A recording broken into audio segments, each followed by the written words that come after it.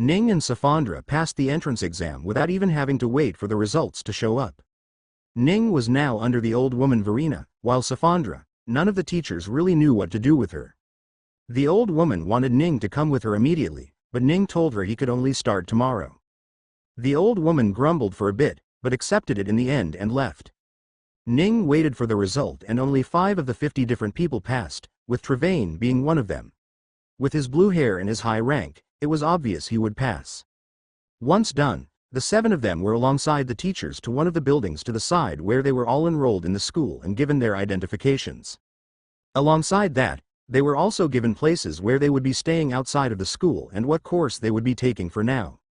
Once done, they were led to roaming the school by a few students who showed them the various facilities in this massive school. There was vastly more open ground than buildings here, and everyone could see various beasts fighting here. There were many different students doing their own things, being taught by teachers that were learned in that aspect of summoning. One of the teachers taught them fighting mechanics, showing them which beast was good against which beast. Another teacher taught students how to formulate the best words for bond for any type of given scenario. Another teacher taught beast taming and how one could get close to a beast without summoning them. Another taught what beasts had what skills and what strength. The other theoretical subjects were taught inside classes and not in the open, so Ning and the rest couldn't see any of them, but they were let know where it was. As they kept on walking, a student arrived from the side and tried to grab onto Travain while he was busy looking at the different aspects of the school. Ning's hand moved before anything and grabbed the hand that came in before it could grab Travain. That little act distracted Travain from the surroundings and back towards the hand. He turned to check who the hand belonged to and was surprised. "Be Brother Lanley?" he asked in surprise when he saw the green-haired youth who didn't look much different from Lucius. Lanley, the first son of the Duke, was about 25 years old by now, and he stared at Ning with a face full of anger. "Let go of me," he said with viciousness in his voice. The students that were giving the tour didn't know what to do. They were students just like Lanley, but Lanley had not only the status of being a duke's son but also that he was one of the stronger and well-known students of the academy. He wasn't in the elite group, but amongst those that were below them, he was one of the most well-known individuals, and perhaps the best fighter of the bunch. "Only if you promise to be civil and not get so handsy," Ning said with a small smile. The young man didn't say anything and simply used his left hand to punch Ning as hard as he could. In the split second, he had summoned the physical strength of a rather strong beast and was going to use it. The punch landed on Ning's right cheek and caused a deafening boom that made the students and new entrants around him have to cover their ears to protect themselves. Arg! The sounds of pain came from the parties involved as expected, but they were surprised to hear which one of the party it was that was crying. Lanley fell to the floor in pain as his left hand broke from the attack and was now bleeding from rubbed-off skin. Ning slowly bent down and tapped the young man's hand with one finger, and it suddenly healed. The young man stopped hurting, but the phantom pain still hurt him a little. He opened his watery eyes to see that he was fine and that he wasn't hurt. Then, he turned around to see Ning crouched right on top of him as he held the same smile as before. "There's a saying in my homeland. If someone slaps you on one cheek, you should turn your other cheeks to them as well. Do you wish to punch me on my left cheek too?" he asked. Fear grew in Lanley's heart as he realized that this was most likely the person in his father's message. The message had general information about what transpired back at home and why he was no longer going to be able to enter the Forbidden Realm. Lanley had been waiting in anticipation for the day he acquired one of the spots from the vice headmaster, but now it had all gone down the drain. His father had partially put the blame on Travain, but also said it was in majority because of a person named Ning who was very, very, very strong.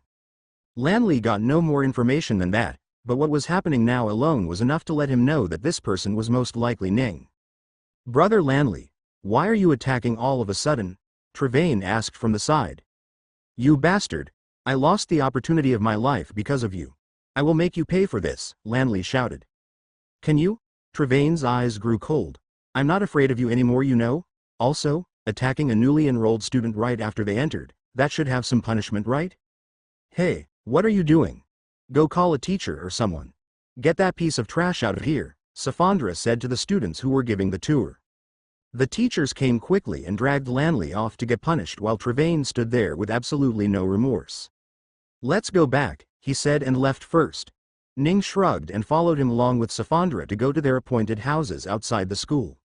About 5 minutes of walking distance away from the eastern gate of the first bond school lay a dorm room for students with no family members to live with. If they did, they could ask for a house instead, which would be provided to them by the school, but in that case, basic facilities such as food, clothes, and sanitation should have to be taken care of by the students themselves. Safandra had her hair in a bun again and was wearing a hat on top of it to hide it. Trevane didn't want to hide his hair color, but his hair itself wasn't that good looking, so he chose to wear his hat for now as well. Besides, he was used to wearing hats. Safandra found her dorm and walked over there, and Trevane and Ning found their dorm room and went over there. After resting for a while, they went out to eat something together. To their surprise, which they should have expected already, the food in the canteens around the city was free. All that would happen was the food the students ate would be put on the school's tab, which they would pay later on their own. So, the students could go to any location in any part of the city, and not worry about having to pay for their food. After they were done, Safandra and Trevane left for somewhere while Ning walked to someplace else on his own. As it was now late afternoon, the school would be over and the person would be available. Ning stood in front of a rather large house and knocked on the door. A maid walked out of the house and looked at Ning curiously. "May I help you?" she asked. "Yes, can you tell your lord that Ning is here?" he asked. The maid nodded and turned to leave, but just then a voice came from behind Ning. "Little brother, you're here already?" the voice asked. Ning turned around and smiled. "Were you guys out?" he asked. Yelena gave a big smile and nodded. "We were out doing groceries," she said with her mother by her side. "Are you looking for him?" the mother asked. "Yes, is the vice headmaster back?" Ning asked. "He should," she said and turned to the maid with a curious face. "Lord Haymond has already returned," the maid said. "Let's go in. You can talk what you want with him there," she said. Ning nodded and entered the house. After treating Yelena, Ning had returned here a few times a week to check up on her and see how the process was for her getting better. With her mother's help, she was slowly starting to be less childlike and more ladylike. Very soon, her body would catch up to all the years she had missed and grow by an incredible level which she had to be ready for. In fact, in some places, she was already growing. Ning found the old man sitting on a chair, drinking some tea. He entered the room and sat opposite him. You came again?" he asked after seeing Ning. "Through the front door today," he said. "Oh," the old man looked in surprise. "I thought you liked just popping into someone's house." "That seemed easier, but I was already in the city, so there was no point in just popping in. Besides, I wanted to see what the city looked like." Why were you in?" Ning brought out his student card and showed it off. "Oh, was it today?" "Right, it is today. So you passed?" the old man asked. "With flying colors," Ning said. "In fact, look here, I'm not even a student." The old man took the card with a confused expression, and when he saw the information on it, his eyes nearly popped out. "What the hell? You are working under Sister Verena?" the old man asked. "How?" "Just happened," Ning said, not bothering to explain anything. "Well, you must have shown her some sort of skill in summoning circles. She wouldn't have you be an assistant otherwise," the vice headmaster said while sipping his cup of tea. Ning nodded and kept back the student card. "So, we did what you told us to do. We got into the school. Now what?" Ning asked. "Well, now you wait," the old man said. "With a month and a half still left, you can do nothing but wait." "What about the spots? How does that work?" Ning asked. 2 weeks from now, the headmaster will ask for the names of the students who I will choose, along with the other various teachers who have some people they can choose as well. Once I give them, the next day over you will be called to check if you are eligible to go to the Forbidden Island or not. Don't worry, this is just a small formality thing. Unless you are injured, you will pass right by, the old man said. Seems fine I guess, Ning said. A month and a half, huh? Well, since I'm here, might as well have some fun at the school. Well, do whatever you want, but just don't get my name involved in any of it, the old man said in a tired voice. Why do you think I would do anything? Do I look like someone that goes around looking for fights? Ning asked. Not you, the old man said, but since you will get a spot when others won't, it is likely that they will come to harass you. At that time, don't come asking me for any help. Although, I think it will be the others that will be needing help, won't they? As long as they don't mess with me, I won't mess with them, Ning said with a shrug. Ning stayed around for a while longer and spoke to the old man about the school and the city before leaving the house around evening. He went back directly to the dorm and prepared for his school life starting tomorrow. Ning entered the school along with nearly hundreds of students that walked in as well from all four sides of the school. Safandra and Travaine had their own separate class, so Ning couldn't go with them. Ning arrived at the class that taught summoning circles and entered. There were about 10 different students inside the massive hall. Ning thought that was quite a low number, but the class wouldn't start for another 15 minutes, so he waited. A few more students came, but none more than that. In the end, there were only 15 or so total students altogether that were taking this course. "Hey man, you new?" A young man next to Ning spoke. "Yes, I just enrolled yesterday," Ning said. "Why did you choose this subject?" the young man asked.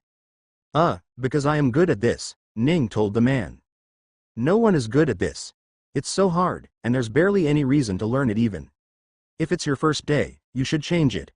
I'm already stuck with this for the next 7 months since I already paid my fees, but you should be able to change," the young man said. Ning chuckled a bit. "Thanks for the warning, but I will be fine," he said and continued waiting. The old woman Verena walked in without warning and the students scrambled to get back to their seats. She looked around quickly and noticed Ning. "There you are. I was hoping to see you in the faculty, but you didn't arrive at all," the old woman said. "You don't have to take the class. Go do whatever you want for this period." The students all turned to look at Ning, who just shook his head. "It's all right. I have nowhere else I want to be," he said. "Well, if you say so," she said and started teaching the students partway through where she was in the summoning circle. Most students that did not join during the biannual opening of the school had to sit from halfway through the syllable and try to understand. It wasn't like they didn't know the early subjects either way, since they couldn't enter the school without any knowledge of it. So, if the students did enter any time other than the biannual opening, they were happy to sit through some rather confusing times in the classes. Ning watched Verena try and teach the class about the various symbols that belonged to the elemental skills of the beasts, but none of them were paying any attention. They were bored, to say the least. Some were even regretting taking the class. However, they couldn't just leave as they still needed to pass the class, and if they didn't, it would cause trouble for them. Ning understood that, but still seeing so many bored students left him feeling bad for the old woman. She was teaching the best she could, and it wasn't wrong info either. It was just that she was giving too much theoretical info, and these students just weren't grasping the idea of it. Was there even a way to make this fun though? Ning couldn't think of any. So, he stayed with the old woman and watched her teach them without break. After nearly 2 hours of teaching, she finally stopped and told the students to learn a few things on their own before ending the class. "Come with me," she told Ning, who stood up and walked beside her. As they walked, Ning asked, "Is the class always this bored?" "Yes," she said. "You can't help it. Learning about summoning circles is entirely about being able to remember, and that isn't the most fun for most people. There are a few in my other class later on that are more enthusiastic about this, but mostly it's just students who think it will be fun to learn about the circle and find that they have a million things they need to remember. That's one of the reasons I'm so surprised with you actually," the old woman Verena said.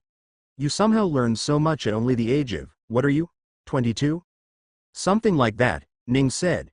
"If people could really learn and remember what you did in just these few years, they would be very much excited. But it's not very interesting when you have to just sit there and listen, is it?" she said.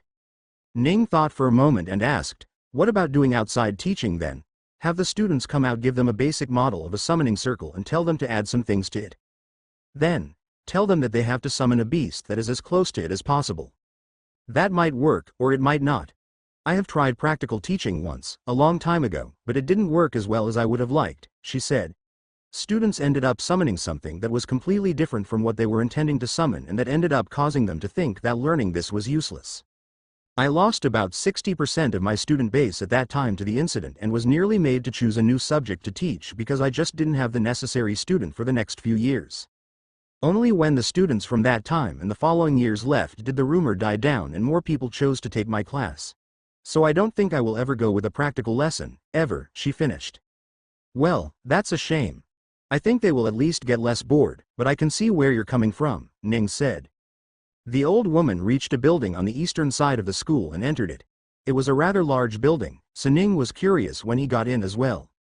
When he was finally inside, he realized what the place was. "Oh, we're in a library. He asked. This is where I do most of my research, the old woman said. Come, I want you to tell me everything you know. Ning entered the library and looked around. But before he could even see any part of the 2-story tall library properly, the old woman dragged him off to a secluded section of the library and entered a room. Ning followed and found that he was in a rather giant room that was filled to the brim with books and scrolls. A bright green-haired girl was working on something at one of the desks in the room and turned around when the two of them entered.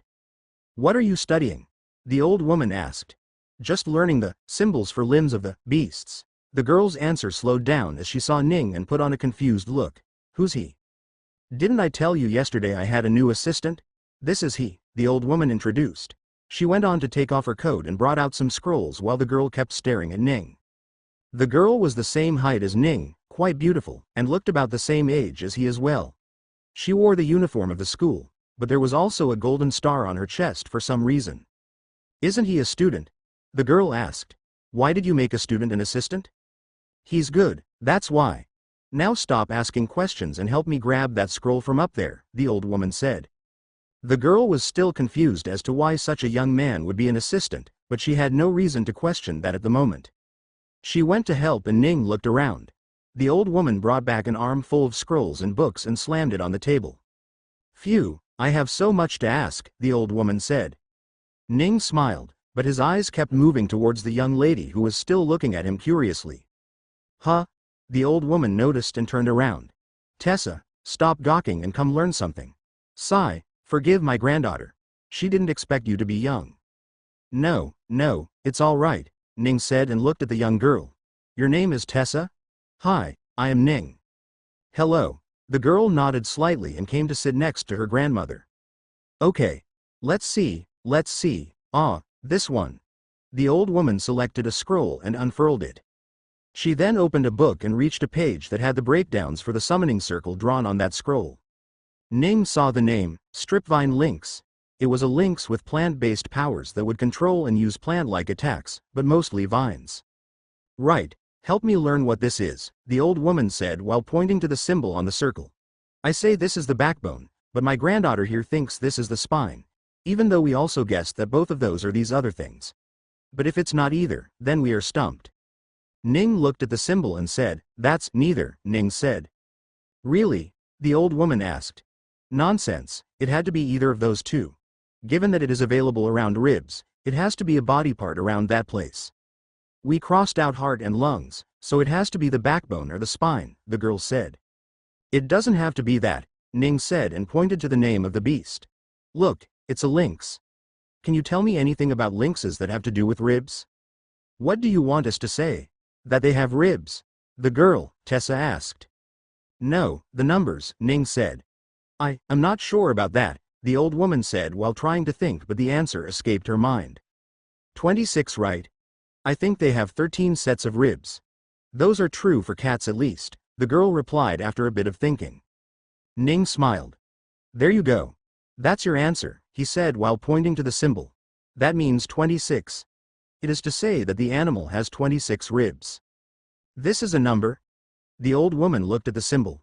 Right, I only know numbers from 1 through 10. I should have known this could be a number too. She quickly flipped the page and pointed to another symbol. What about this? Is this a number as well? She asked. That's a number, yes. The number of claws hidden in each paw, Ning said. The old woman continuously flipped through the pages and arrived at different pages to ask Ning what the symbols were for. Ning had planned on hiding a bit of information to not have it seem like he knew everything, but seeing the old woman's enthusiasm, he couldn't hide anything. The grandmother and granddaughter pair reminded him of the time he made potions back in Vilmore and he just couldn't help but give out everything. After the old woman was done with the Stripvine Lynx's summoning circle, Ning assumed she would open up another one, but instead the woman tossed aside everything from the desk. Here, she handed Ning a new, empty book. Write down the symbols for all the numbers you know. This will help us very much. Ning was surprised for a bit, but when he thought about it, that was probably much easier for the old woman to start with.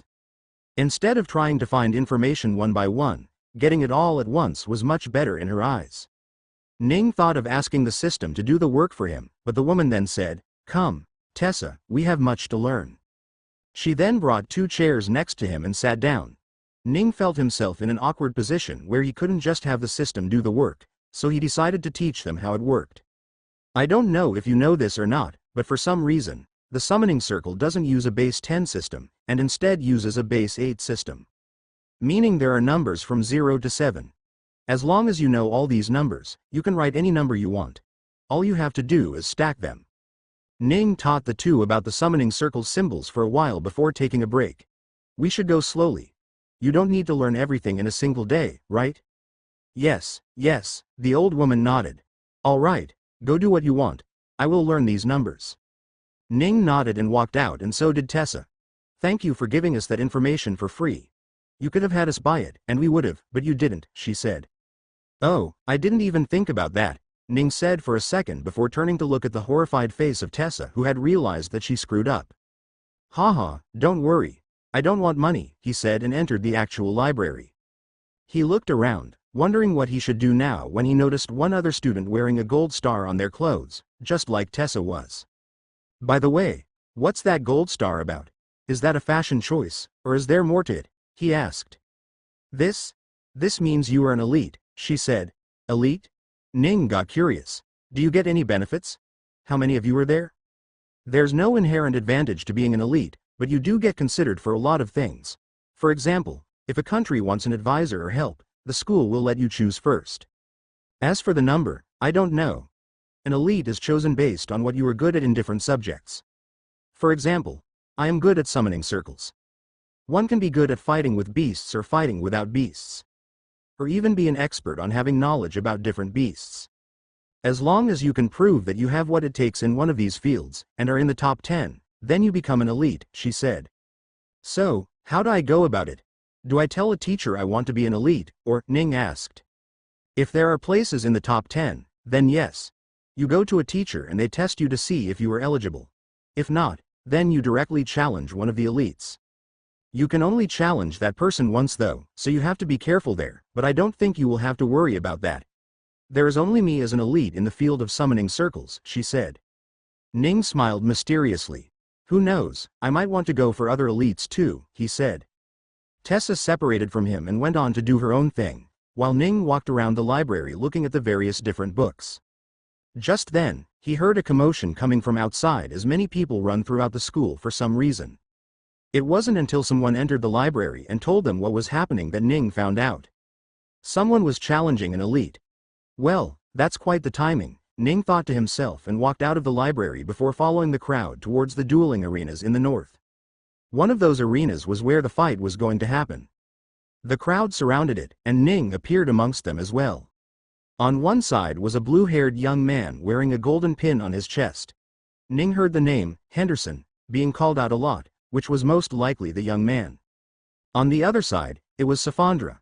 Ning couldn't help but laugh when he realized that it was her. Why is she fighting an elite already? It is barely the first day, he thought. Everyone looked excitedly at the match, and after the teacher saw they were ready, he started the match. The young man looked angry for some reason, so he dashed forward. However, before he could do anything, Safandra pushed on him, and he suddenly flew in an arch before slamming down hard on a different arena. Everyone looked in shock at how fast the match was over. What was that?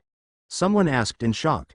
The teacher looked in shock too and only looked away from the unconscious elite that was on the other side. You have won, he told Safandra, who shrugged. She turned around to leave when the teacher stopped her. Her face scrunched up in a frown as she asked, What? You forgot the badge, he said, and asked someone to take away the unconscious elite's badge before handing it over to her. What's this? She asked when she saw the gold star. It's the symbol to represent you as an elite, the teacher explained, while very surprised that Safandra didn't know it. Oh, so this is what he was talking about, huh? She said and took the badge before leaving. The crowd parted as she walked away and Ning appeared next to her. What happened? You fought to be elite? He asked. What? No, I have no idea what that means. That man was annoying, so I just wanted to beat him up without breaking any rules, she said. Ning looked at the unconscious man that was being taken away. What did he do? He asked. He tried to ask me to be his girl, Safandra said, remembering what happened not very long ago. He saw your hair? Ning asked while looking at her hat. She was fully covered, so that shouldn't have been possible. No, he just saw a new face and thought he would try his luck, I suppose, she said. Then why was he so angry? Ning asked. I don't think a simple rejection would have done that. Well, he started saying he was an elite and how he was strong and whatnot. When I rejected him and told him that he was weak, he dared me to fight him, so I did. I didn't know I was dueling to become an elite, Safandra said. Ha, and here I just learned of being an elite as well, and somehow you beat me to it, Ning said. If you want, you should try your hand at it, she said. These people are very weak. 2 weeks passed by and nothing of note happened during these days. Due to Safandra's showing of strength, no one came to duel with her and people started leaving her alone. Travain mixed in with the people and was treated normally as any new student would. As for Ning, he continued teaching the old woman and her granddaughter what he knew. By now, he had established quite a good friendship between him and the two and didn't bother trying to go for anything else. Ning had thought of getting a golden star to become an elite as well, but there wasn't anyone who he wanted to go and challenge all of a sudden, so he let it be. Besides, how long was he even going to stay in this school for that to matter? He sat in the secluded room inside the library and wrote something in a book when suddenly the door opened and Tessa walked in hurriedly. Ning, Ning, she hurriedly called out as she entered and looked for him. What's wrong? Ning stopped and looked around a little worried. He had never seen the girl so flustered before. Why you? You were selected to go to the Forbidden Island, she said with a look of incredulity. Oh, I knew that, Ning said, and turned around to continue with what he was doing. I'm surprised you found out as well. What? You knew? She asked. Yeah, Ning said. That's the reason I joined this school in the first place. How did you do it? She asked. A little influence here and there, Ning said as he drew some symbols on the paper. Stop that, she said and closed the book. We're having a conversation. Ning sighed and turned around. Why are you so shocked? Are you not going? He asked. Of course not, she said with a shocked expression. Oh, I thought you would. Did your grandmother hand over her spot to someone else? Ning asked. No, she never got one in the first place, Tessa said. I would definitely go otherwise. Oh, I'm sorry. That's a shame, Ning said. Anyway, how did you find out I was selected? Did they make some sort of announcement? Oh, right, I nearly forgot, Tessa said. Come, they are asking for everyone to go to the headmaster's office. Ah, right. I forgot that would happen. Ning stood up to leave. Thanks for letting me know.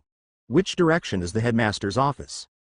Out of the library and go left toward the big tree in distance, Tessa said. Thanks, Ning said and left. He followed the directions Tessa said and arrived in front of the massive tree beyond which was the headmaster's office. He saw a few elites walk past him and enter, but he just waited for a while. Travain appeared not long after and Safandra a bit after her. Then, the three walked in.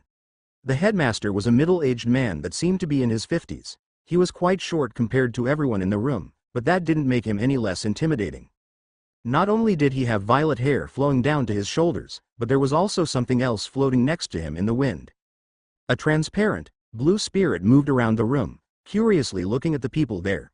It looked like a young mischievous boy as it would poke someone's face and annoy them until they responded. The poke barely felt like a touch, but enough poking was annoying like a constant itch that wouldn't go away. So, when the people reacted and swatted the spirit away, it would quickly move away, giggling in what sounded like bells and jingles. Gale, stop causing trouble, the headmaster said, and the spirit slowly floated back and sat on the headmaster's shoulders. The headmaster finally stepped in front of the 25 students and looked at them. So, you 25 have been chosen to enter the Forbidden Island. How do you feel? He asked. Multiple people started talking at once, and it became hard to distinguish who said what, but the headmaster simply nodded as if he understood everything. I and the other teachers will tell you more about spirits in the upcoming days, but for now I just wanted to check if you were a good choice to go in there or not, the headmaster said. A circle flashed beneath him, letting everyone know that he had just summoned some sort of skill or quirk from another beast. Ning saw the circle and knew exactly what the headmaster was summoning. He had summoned a skill to check the students' spiritual energy and most feel their rank. His eyes moved amongst everyone and stopped a bit when it fell onto Safandra. He checked her spiritual energy and saw that she had nothing. Young lady, are you summoning something at the moment? He asked. Yes, Safandra said. Can you show me? He asked. Safandra pulled the desk behind the headmaster a little and pushed it back into place. Ah, good. You have all passed. Go and do your preparations. The Forbidden Island will open up in a month, and we will be leaving in 25 days, the headmaster said. Everyone nodded and turned to leave. However, just before they left, the headmaster spoke again. Of course, you were chosen to do this and it wasn't something you chose. So if in any case, you wish to renege from this and not go to the Forbidden Island, I totally understand you. In that case, just bring someone else you will like to go instead of you, and I will authorize the change, the headmaster said with a smile. Everyone heard one thing, but they understood what other thing the headmaster was talking about. They were going to be challenged now that they had been chosen and they would have to fight people to keep their place on the list. Ning smiled a little when he understood this too and he thought, haven't had a good fight in a while. Hey, a young woman with blue hair stepped up to Ning and Travain. Hi, what can we do you for? Ning asked. Where's your star? She asked. Ain't got one, Ning replied with a smile, knowing perfectly clear what she was here for. Are you not an elite? She asked. Nope, Ning said, not giving Travain even a chance to speak. We just joined the school half a month ago. The woman was shocked. How did you get the spot then? She asked. Connections, of course, Ning said. He didn't have to speak any further since the girl left without saying another word. Ning held his smile for a while longer as he watched her leave. Why were you so direct? Travain asked. Oh right, I hope you like fighting. You will get challenged a great many times now, Ning said. I don't hate it, but won't it be annoying to fight so many people? Travain asked. Ning thought for a moment. Well, we can just refuse, right? If you don't want to fight, just ref. Ning, Tessa came running towards him. What's wrong? He asked as he had never seen her so flustered. Come with me, quickly, she shouted. Ning didn't know what was happening, but seeing that she was in such a hurry, he worried that something must have happened to the old woman. I'll see you later, he told Travain and ran quickly, leaving Tessa in the dust. Madame Verena. Where are you? He asked, entering the library. The people looked at him, some a little frustrated with his loud voice, but once he left, they forgot about him. Ning quickly entered the secluded room and saw the old woman there. Ah, you're he, Madame Verena, are you okay? Are you hurt? He asked. What? No, I'm not hurt. Why would you think I'm hurt? She asked. Tessa, she sounded like there was an emergency, so I came running, Ning said while making the system do a checkup on the old woman. Aside from some muscle aches, which were normal for people her age, she was fine. That girl, sigh. No, there is no emergency, the old woman said, but there is an urgency. Why didn't you tell me you were being chosen to be part of the group that went to the Forbidden Island? I didn't think that was relevant information to just give out, Ning said. You would find out either way. Sigh, you idiot, the old woman said. You just placed yourself in the middle of a crossfire without any protection. Oh, I know that, Ning said, nearly laughing out loud. Here, this should help protect you a bit, the old woman said and handed Ning a golden star. Oh, you're making me an elite. I had thought of asking you for this, but didn't really see the point of it back then, Ning said. Yes, you don't need testing. Your talent is clear, so you will become an elite with my say. The old woman placed the star on Ning's chest. Don't lose it. Of course not, Ning replied. Tessa appeared not long after, totally out of her breath as she entered the room. Just how fast can you run? She spoke in between breaths. Just a little faster, Ning said. I will get out now that I have this star. What? No, hide here and do your job. You will only get targeted if you go out, the old woman chided from the side. Yeah, but that's kind of what I am hoping for, Ning said. I want people to come challenge me so I can fight them. Is something wrong with your head? The old woman asked. Just stay and work for now. Finish the book you were writing. The old woman Verena pointed to the book he was in the middle of writing when Tessa had walked in. Ah, right. I should at least finish that. He sat down on the chair and started writing.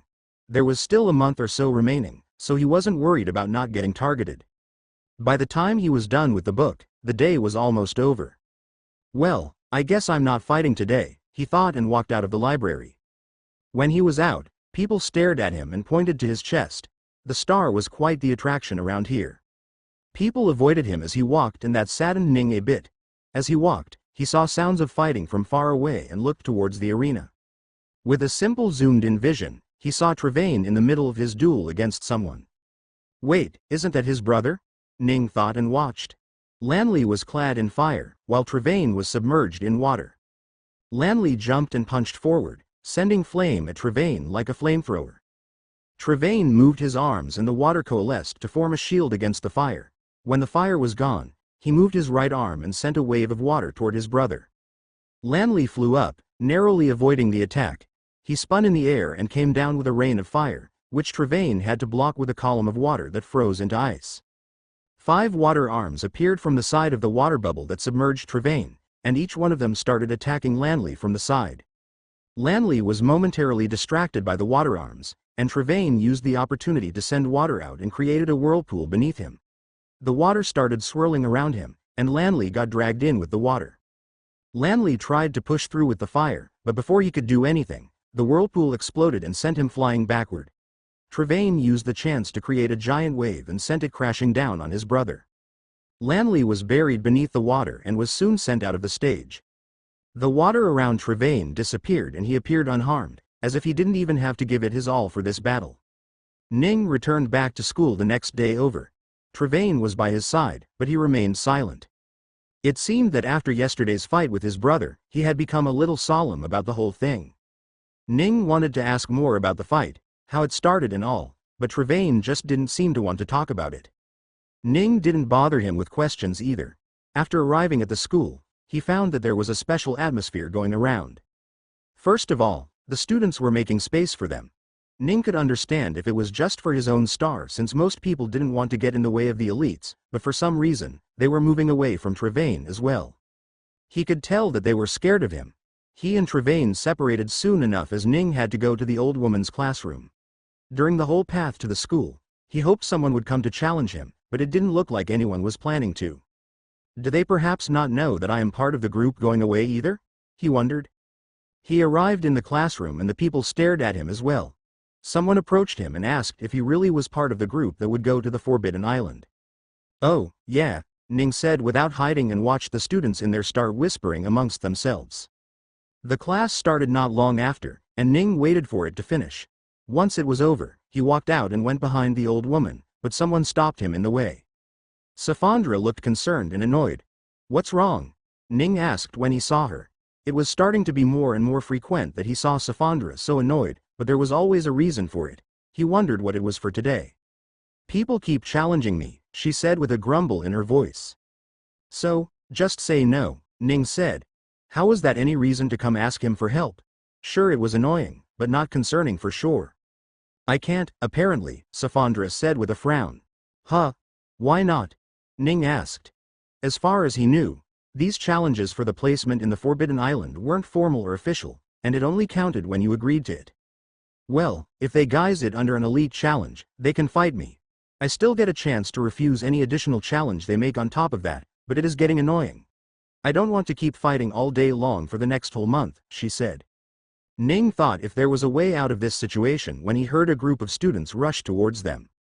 There she is, someone pointed at Safandra, and before even a minute had passed, Ning was surrounded by nearly 50 different students, each with hair from yellow to blue.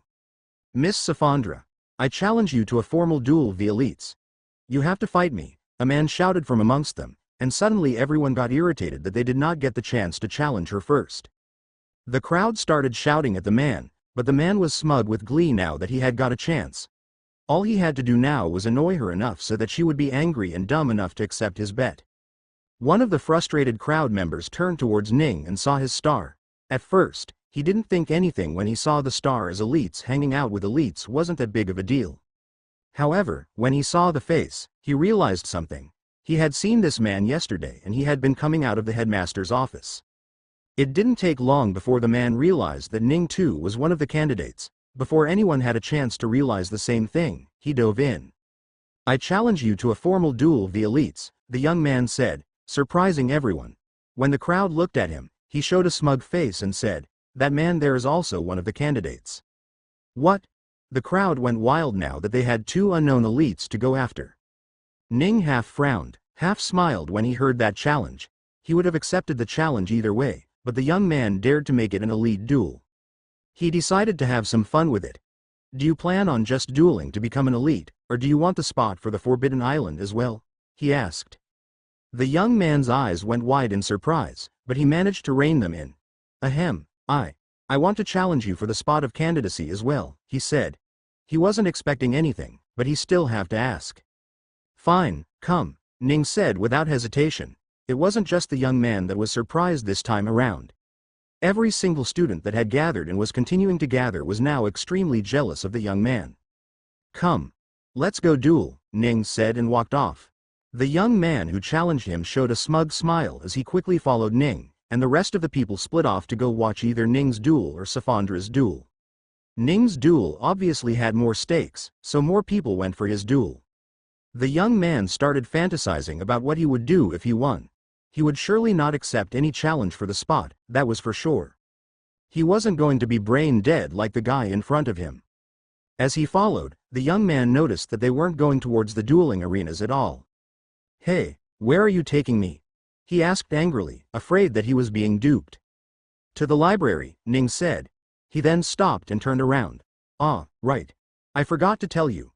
Since there are spots open amongst the elites for the summoning circle, you won't even have to fight me. You can just become one. Isn't that fantastic? The young man reluctantly took a summoning circle test, which he so obviously failed. He glared at Ning with anger in his eyes, but beyond that, he wasn't capable of doing anything. He knew that he had fallen into a trap.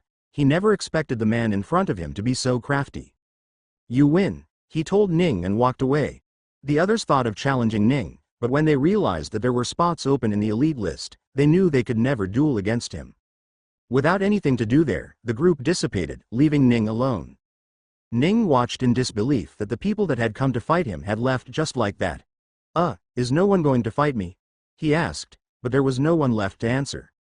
In the end, he dejectedly entered the library and got on with his work, while hoping someone would come to challenge him. In the time he spent inside the room, the outside school had changed. News spread around and soon enough everyone learned that Safandra was not one to be messed with. She broke the legs of the last two students that dueled her and the arms of another one that was in the audience. The teachers themselves had to suspend all duels that included her, as so many fights just weren't feasible if she continued to break the limbs of everyone that tried to fight her. There were no rules saying she couldn't do it anyway. Also, the fact about Ning being a summoning circle elite had spread around, so people knew who to avoid. Ning gladly walked out of the library's room to the school grounds, hoping someone would challenge him, but they only looked at him once and walked away. After this happening for a few times, he stopped one of the students and asked what was happening. Only then did he find out that no one was interested in targeting him at all. Ning got a little depressed and wondered if he should be the one to start challenging people. Just then, a man appeared next to him and shouted, "You!" The students around that location immediately turned to look at the blue-haired young man pointed at Ning. Ning turned around with a weird look on his face and saw the young man. Surprisingly, he had 2 stars on his chest. A 2-time elite? Ning felt happy. Finally, someone had come to challenge him. He stood there and waited for the young man to speak up the words so he could accept them. You are the summoning circle elite, aren't you? The young man asked. Yes, Ning said happily. Ha! Look at you being proud for being trash, the young man said. Wah! Ning was confused. I challenge you to a proper duel between men. Not some elite duel you can hide behind. Do you accept it? Or are you going to prove yourself a coward amongst men? The man asked. Why is he talking so much? Is he trying to rile me up? Ning wondered. It wasn't really working, but that didn't matter since he was planning on accepting it anyway. No, Stop. The young man spoke. Before you refuse it, know that refusing will be your open admission to being a coward.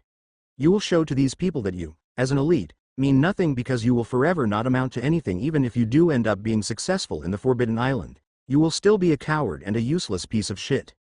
Honestly, I don't even know what's the point in making you an elite. What's the point in having classes for summoning circles? They do nothing, the young man shouted to the crowd, and Ning could see the people agreeing with them. You guys agree, right? I don't understand why the summoning circles course even exists.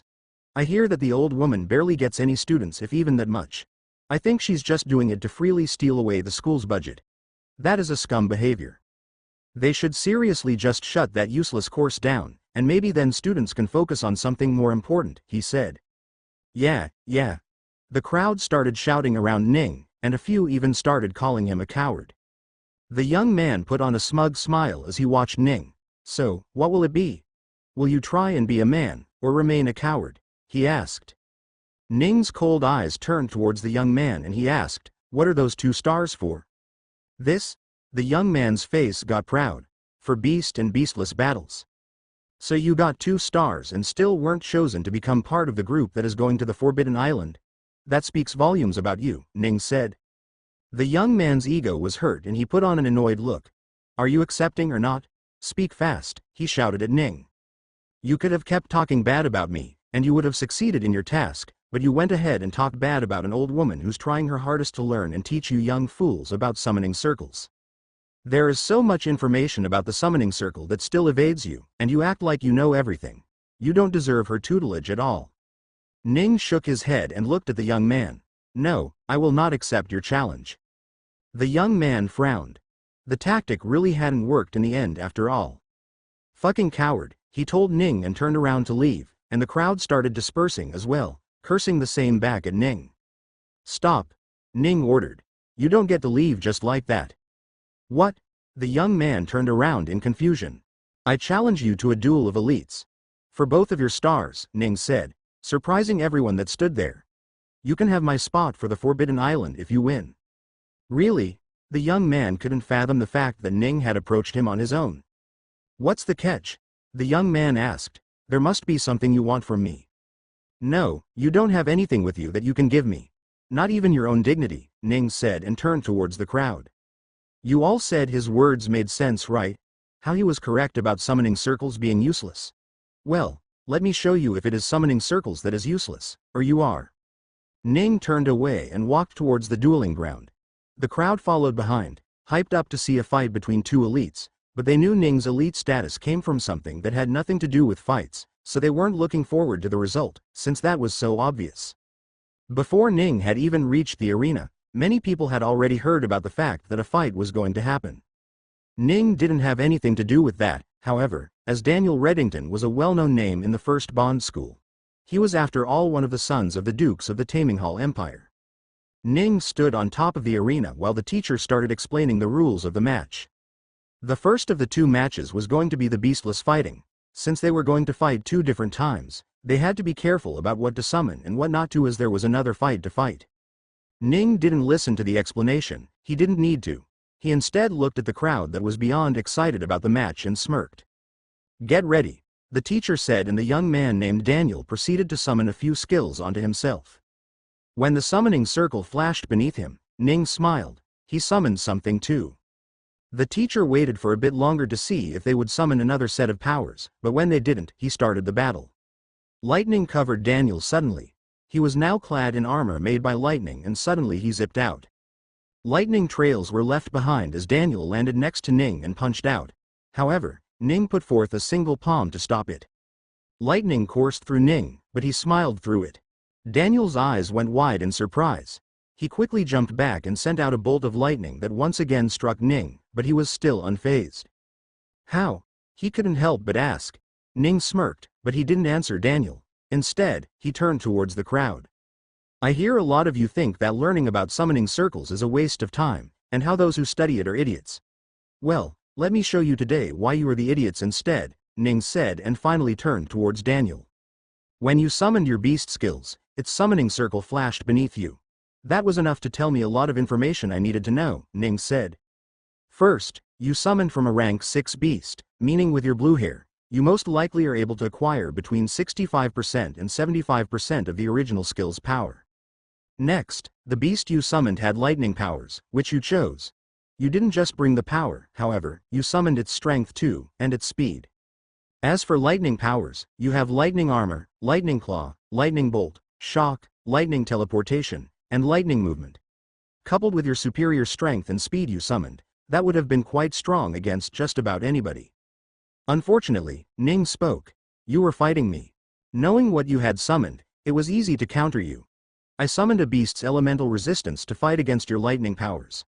I summoned its defense to survive your physical attacks, and then I summoned its other set of powers, which I will use to beat you. Daniel's eyes went wide. He couldn't believe that Ning had exactly figured out just what he had summoned and how much of it he had summoned. He knew everything down to the name of the different techniques he had.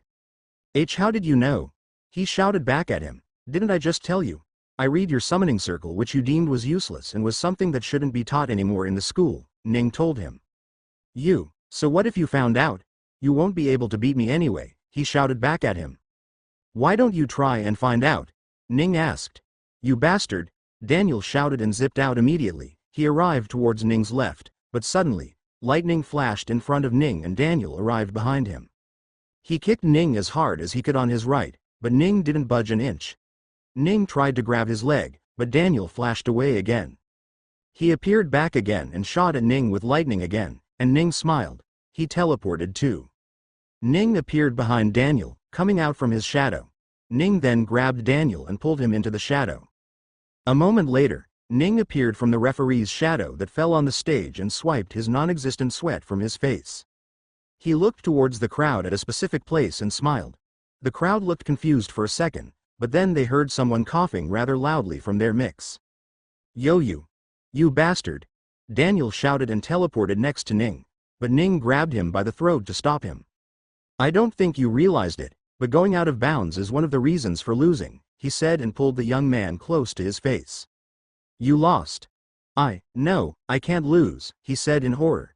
It was only after the referee announced the result that the young man understood he lost. He not only lost, but he didn't manage to even deal the least bit of damage to the man he had so thoroughly talked bad about just moments before. He needed to leave. Stop, Ning said. Daniel turned around. Did you forget that we have another battle? The young man Daniel looked truly frightened. He was so surprised by his thorough loss that he had forgotten about the fact that he had been challenged for both of his stars, one of which he had lost. The teacher walked up to him and took away the star and gave it to Ning. After that, the teacher changed and another teacher came up to referee the match between the two elites. Even though Daniel wasn't prepared at all, the teacher got ready to begin the match. The crowd around the arena watched the man with pity in their eyes as well as some hidden glee at his misery. The young man stood in front of Ning with a dumb look on his face and only reacted when the teacher told the two to summon their beasts. He had summoned a weak monster last time around for the exact reason of summoning something better this time around, so even though he didn't have the motivation to fight, he pushed through the reluctance and moved his spiritual energy to summon. However, just as he was about to go into his little world of darkness to find his monster, he realized that Ning hadn't started summoning yet. In fact, he was smiling at him with his hands crossed on his chest, waiting for him to summon first. That bastard wants to counter-summon. The young man realized. If he wanted to go through with the fight, he definitely needed to do the blindfold summoning that was enforceable in this scenario. Teacher, I demand blindfolds for summons, he shouted. The teacher looked at him briefly and nodded. Very well, the teacher said. No, Ning said from the side, we don't need it. You will have to if either one of you requests for it, the teacher said. What if he doesn't want it either? Ning asked. Then we can take it back, the teacher said. I'm not going to agree to that. I want a blindfold, the young man said. But what if I summon first? Ning asked. No, wait what? Daniel looked confused. I will summon first and then you will summon. Do you still want to be blindfolded? Ning asked. And no. If that is true, then no, he said. If he had the chance to counter-summon, why would he not take the chance? Good, Ning smiled, and then he brought out a knife. The teacher got alert all of a sudden and Daniel backed off a bit. Who knew what someone with a knife could do during a duel? Ning smiled and suddenly flipped the knife before catching it by its sharp edge. Immediately, his hand started bleeding and the blood dropped to the floor. The crowd went silent as they tried to figure out what he was doing, but it was impossible for them to figure it out. After all, this sort of thing had never happened in this world before, and would most likely never have happened for at least a few hundred years more. Student, what are you doing? The teacher asked. Nothing, just teaching everyone the other side of summoning circles, Ning said. Then, using the blood that was flowing out of his body, an unnatural amount to boot, he started drawing a summoning circle. More and more people had gathered to watch his match by now, and the old woman was there too. She looked at the blood on the ground that Ning had started to form a circle. She watched him add symbols to the circle, A rank for now, and her eyes went wide when she saw that he had drawn the symbol for the 9th rank. While she tried to understand what he was trying to do, Ning drew more symbols on the ground, symbols that she had no idea about. Never in her life had she even seen these types of symbols, not even in old historical books. She understood some, of course. For example, she could tell that the summoning circle he drew was for a beast with powers of fire and earth. Also, based on the circle, she could tell that the beast had to have a very strong physical body. "What is he doing?" Tessa asked from the side with a worried look on her face. "I don't know," the old woman said. Ning drew up more symbols for another few minutes and finally stopped. "Phew, that should do it," he said as he stored the knife. His hand mysteriously stopped bleeding while he checked the circle to make sure he didn't make any mistakes. He hadn't. "What is this?" Daniel asked. "Can't you see? It's a summoning circle," Ning said. "Why are you drawing it right now? I mean," the young man said. Ning smiled as he looked at him. "Didn't I answer that earlier? I'm going to teach everyone here the other side of summoning." Ning put his arms outward and suddenly the spiritual energy in his body went into the summoning circle. All of it. At first, it looked like nothing was going to happen, but then the bloody circle shined white and immediately the symbols on the shining circle changed to one that belonged to a creature. The new summoning circle became so wide that it covered half the arena. Suddenly, a hand crawled out of the circle, reaching for the sky, before it slammed down on the solid ground. The hand looked like claws with red scales on it that seemed to be of that color because it was red hot from the lava that coursed through the splits in the skin. Another similarly large hand crawled out and smashed the other side of the arena, shocking everyone there. Then, the creature slowly pushed its way out of the circle. A burning hot draconic face with a large silver horn on its nose and two glowing red antlers growing on either side of its head popped up from the summoning circle. Just the head alone was twice as large as Daniel.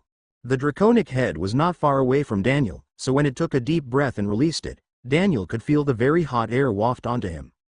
In fact, just from the beast's arms and head, the students were already feeling the heat in the surrounding go up by a few degrees. The teacher too was starting to sweat, but it was hard to tell if it was from the heat or just because the teacher was scared out of his mind by seeing a beast so strong. The draconic beast pushed itself upward with its two arms. A giant off-white underbelly of the beast showed up as it got out in front of Daniel. Daniel was scared out of his mind when he saw the lava dripping from its body. The beast was most likely swimming in lava before it was summoned here. The audience saw the other side of its massive body as the beast climbed out. The draconic beast had no wings, but there were spurs on its back, poking out of its spine like a mountain range. Another limb popped out from the circle and landed not far away from its other limbs, and then finally, the last limb came out as the beast pushed itself out of the circle. Still, the beast wasn't entirely out. Its large tail, with similar spurs as its spine, had still to come out. The beast pulled out its long tail that was dozens of meters long and had a round spiked blob at the end that finally emerged from the circle and dropped onto the other arena. The draconic beast towered over the arena, nay, it towered over the entire school, reaching heights which no tree or building ever could. With nearly 30 meters to its height, and maybe even 50 meters when added the tail, the beast Ning had summoned was once a terrifying creature. The audience ran away in an instant as the lava dropped onto the ground from the beast. Daniel turned into lightning and fled as well, leaving only Ning and the teacher around. The teacher could feel the heat too, but he had turned illusory and was not getting damaged from it. Ning smiled even as lava dripped all around him. "Your turn," he shouted at Daniel who had run far away. "No way. You're crazy," he shouted. "What? Are you giving up? If you're giving up on the match then just say so," Ning said. Hell no. You cheated. This doesn't count," he shouted. The beast turned its head to look at Ning to ask for the orders it was to get after being summoned. That was one of the requirements for taking away all of his spiritual energy. Ning smiled and said, "Roar," the beast cried. Roar, and the draconic roar shook the very island. Trees dropped leaves all around.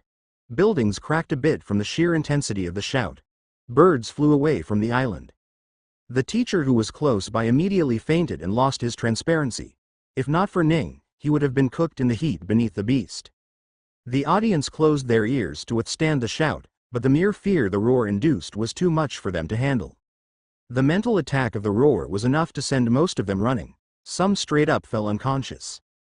Some got so scared that they peed themselves too. Daniel looked at the draconic beast in front of him and soiled himself from the sheer fear of having to fight it. Then, he fell unconscious. Many teachers and elites ran out of the buildings to see what was happening. The headmaster flew out of his office and instantly used his skill on everything within a 100-meter radius. People cried out in fear and horror, and the beast still roared. However, there was just no sound in the surrounding. The beast itself was surprised when it noticed that it was intelligent enough to know someone had used some sort of skill to dampen the sound. The headmaster arrived, ready to fight. But when he saw that it was an arena battle, he frowned. Did he fight here? Go back. Ning's voice was the only thing that made any sound, which surprised the headmaster. A person had to have a certain level of power to fight back his noise cancellation and bring out their true voice. Not even the rank 10 draconic beast in front of him could do that, but somehow the student could. Ning had been using his system, but the headmaster wouldn't know that. The draconic beast looked back at him and humped a bit before a massive summoning circle appeared beneath his feet, and in an instant, the lava-covered beast disappeared. Ning looked at the unconscious Daniel and then at the unconscious teacher that was under him. With both of them out of it, the duel could no longer continue at all. He shook his head and turned around to walk down from the arena. As he did, he looked towards the fearful eyes of the crowd and shouted, "That was my demonstration on summoning circle for you all. Do you still think it is useless and no one should be forced to learn it?" No one could say anything to answer. Not only were they too scared and shocked to speak, they were also under the headmaster's spell, stopping them from making any sound. "Young man, what was that?" he asked. "A little motivation to send people to learn summoning circles," Ning said. "Don't worry, I had it all under control." The old woman Verena quickly ran up to him with Tessa behind him and tried to speak, but the sound wouldn't come out of it. She turned around angrily at the headmaster, who made a sheepish face and turned off his ability. "What did you do? How did you summon that beast? Are you okay? Why did you cut your hands?" The old woman had too many questions and she asked them all at once. "Let's go back," Ning said. "I will explain it all." 3 weeks later, Ning, Safandra, and Trevain were on a ship that belonged to the First Bond Academy. Along with 22 other students and a few faculty members, they were on their way to the Forbidden Island. They were already out onto the ocean but were staying inside due to the thunder and lightning that was outside. The beasts tugged on the ship below, and even through the rain and lightning, the ship continued moving on. The headmaster was inside telling everyone what they should do inside to have a spiritual bond with the spirits. "Be extremely respectful," the headmaster said. "Even if they look like they have no intelligence, I promise you they do. Not only are most of them fully sentient, but under extreme conditions, some can also even grow to be sapient. Gale here is almost sapient. Had he stayed in the Forbidden Realm for another 60 or so years, I'm sure he would have been fully sapient," the headmaster said. Ning nodded as he listened to the headmaster. Spirits were indeed quite intelligent, and as he could see, the headmaster's spirit Gale was pulling pranks on people by blowing on their hair or tugging at their clothes. That only made him wonder, however, why the other spirit in the room wasn't so expressive in their ways. Ever since coming to this world, and in fact, even before then, Ning hadn't really seen Little Blue play out. In fact, she barely even had any intelligence from what Ning could tell. He couldn't help but wonder if something was wrong with her, but then again, Safandra controlled her so much to hide her from the public eyes that it could just be Safandra's influence that made her act like that. Gale tugged on his blue hair and Ning was pulled out of his thoughts. He tried to touch the spirit, but his hands went through it as if it were just a soul. Well, spirits weren't that different in a way. In a way, spirits were just what he was, energy that gained sentience and then sapience. The spirits could barely interact physically, so pulling bits of hair and clothes were the most they could do. Once the debrief was finished, Ning returned to the cabin he was allocated along with Trevain and stayed there for the rest of the day. Time passed and the storm died down. A few hours later, a loud sound that for some reason wasn't disturbing at all sounded throughout the entire ship. "We're here." Hearing the headmaster's voice, Ning and Trevain walked out onto the deck. Many other students were also walking out and they all lined up by the front. Not far from them, an island stood with nothing but fog covering it. There were bits of colorful dots all over the island that floated in the air. Trees could barely be seen through the fog, and there was even some dissonance between the island and the air to its side on the ocean. Like heat waves out of a fire that distorted the surrounding, the edge of the island distorted the horizon in the back as well, making it look like there was a divide between the island and the outer world. That must be the seal around the island, Ning thought. He wondered if there was a will of the planet that had manifested, but he knew that a will didn't have to necessarily manifest for there to be seals and such in the world. Kumiya had its own origin hidden inside a secret realm, which was probably the work of its will as well. Ning looked to the side and saw about 4 different equally sized ships floating by the beach. There were writings on the ship to let everyone know who it belonged to. The ship to the farthest left belonged to Thousand Summon School, one of the 5 great schools of this world, alongside the first Bond School. This school was situated in the Goldfire Empire that was northwest of here.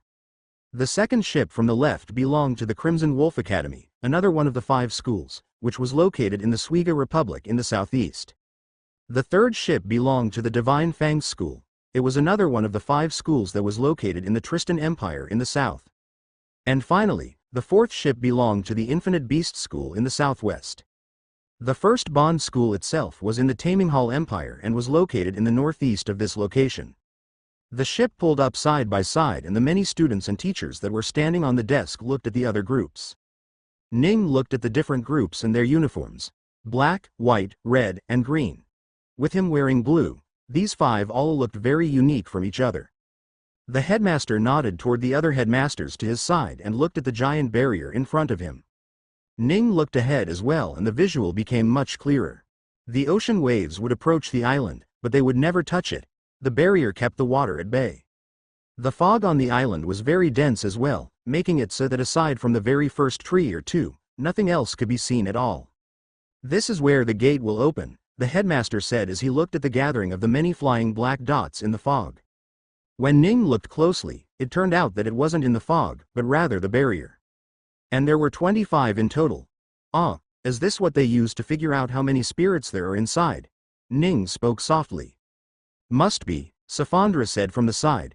The various students were talking amongst themselves as well. Almost everyone that was here for the first time. The barrier will open anytime now, the headmaster said. Once it opens, it will only close once all 125 of you are inside. So prepare yourselves. We will disembark anytime now. One by one, the group got off of the ship on the beaches where the water came halfway to their shin. Beyond that, the barrier blocked entry from everyone. Multiple people immediately summoned abilities to fly, float, or just keep themselves dry.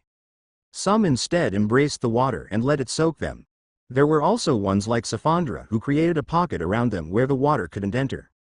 Ning looked around, especially at the students from the Thousand Summon School to see if Taran was around. However, Ning couldn't find him.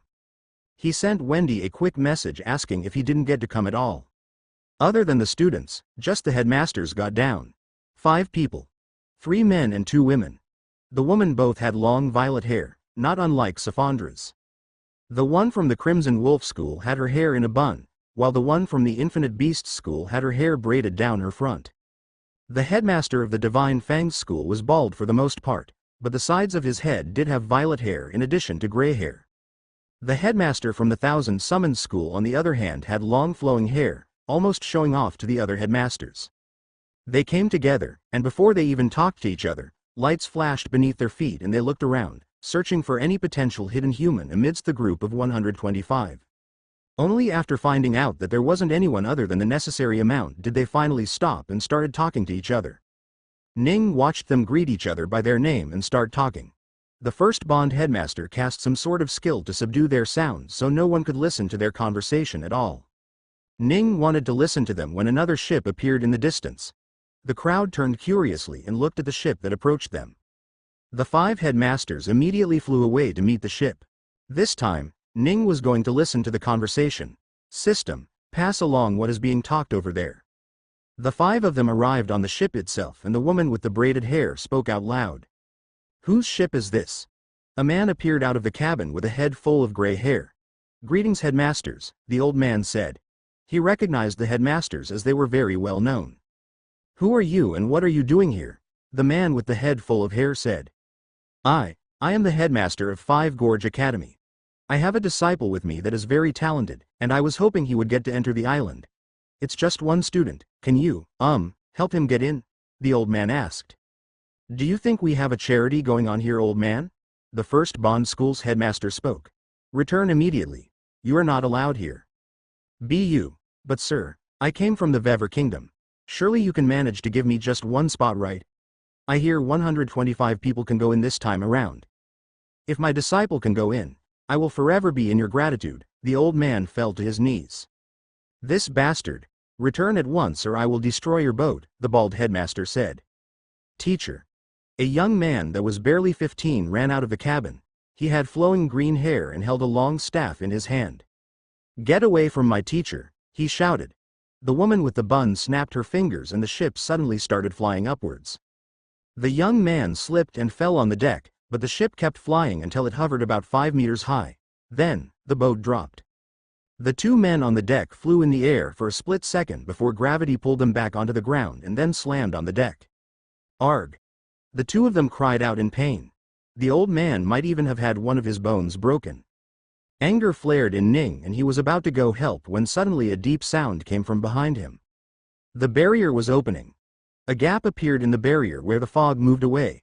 However, there were 125 different motes of light on top.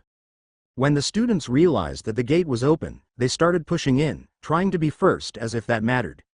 As they went in, the numbers of light died down quickly. Safandra called for Ning, but Ning didn't move. Instead, he wanted to go help.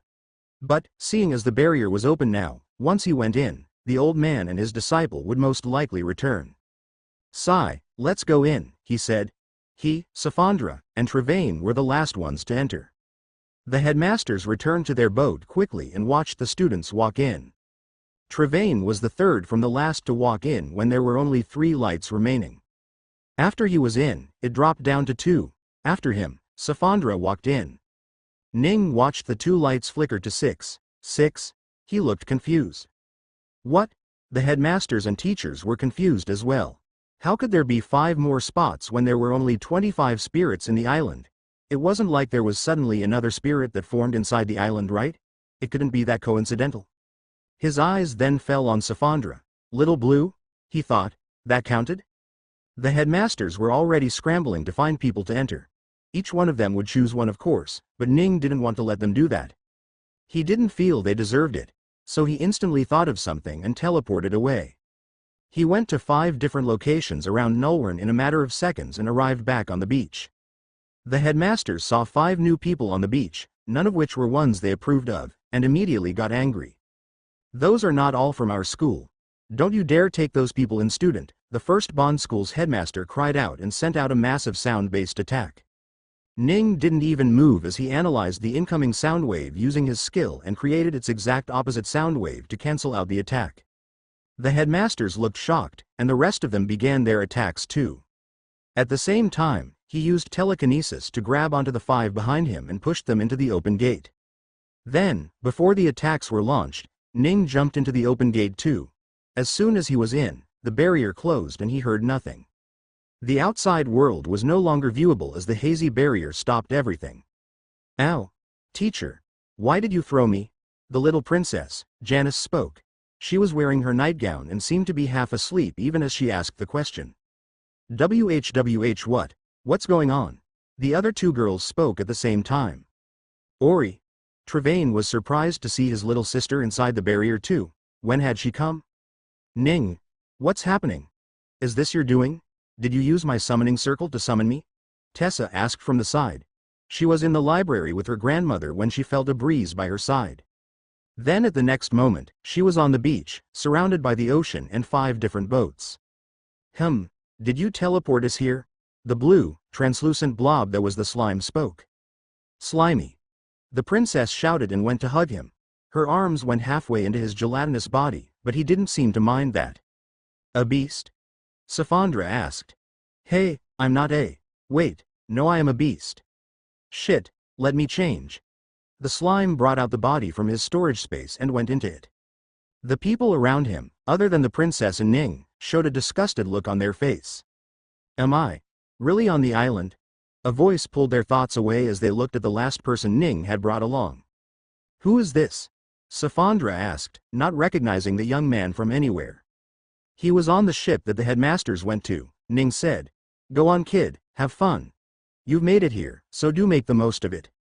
But my teacher, he's fine. I healed him before I brought you here," Ning said.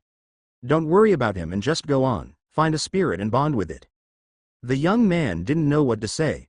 He hesitated for a bit before saying, thank you, then he left. Teacher, look. That river is red and glowing, Janice spoke, bringing everyone's attention back to where they were.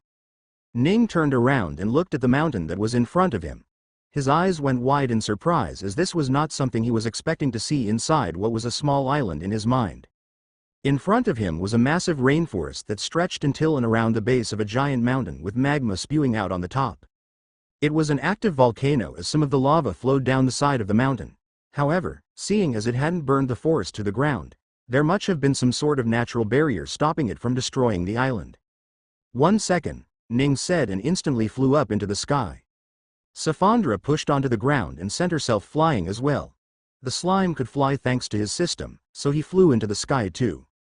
Ning hovered 100 or so meters in the sky, and astonishment filled him at seeing a sight he thought he would have never seen before on a single island.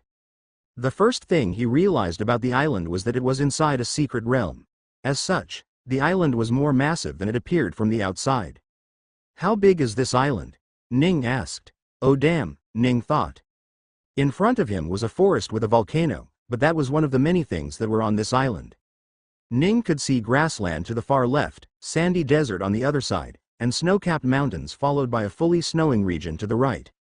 There were many other mountains along the way that were just covered in trees and many more without any.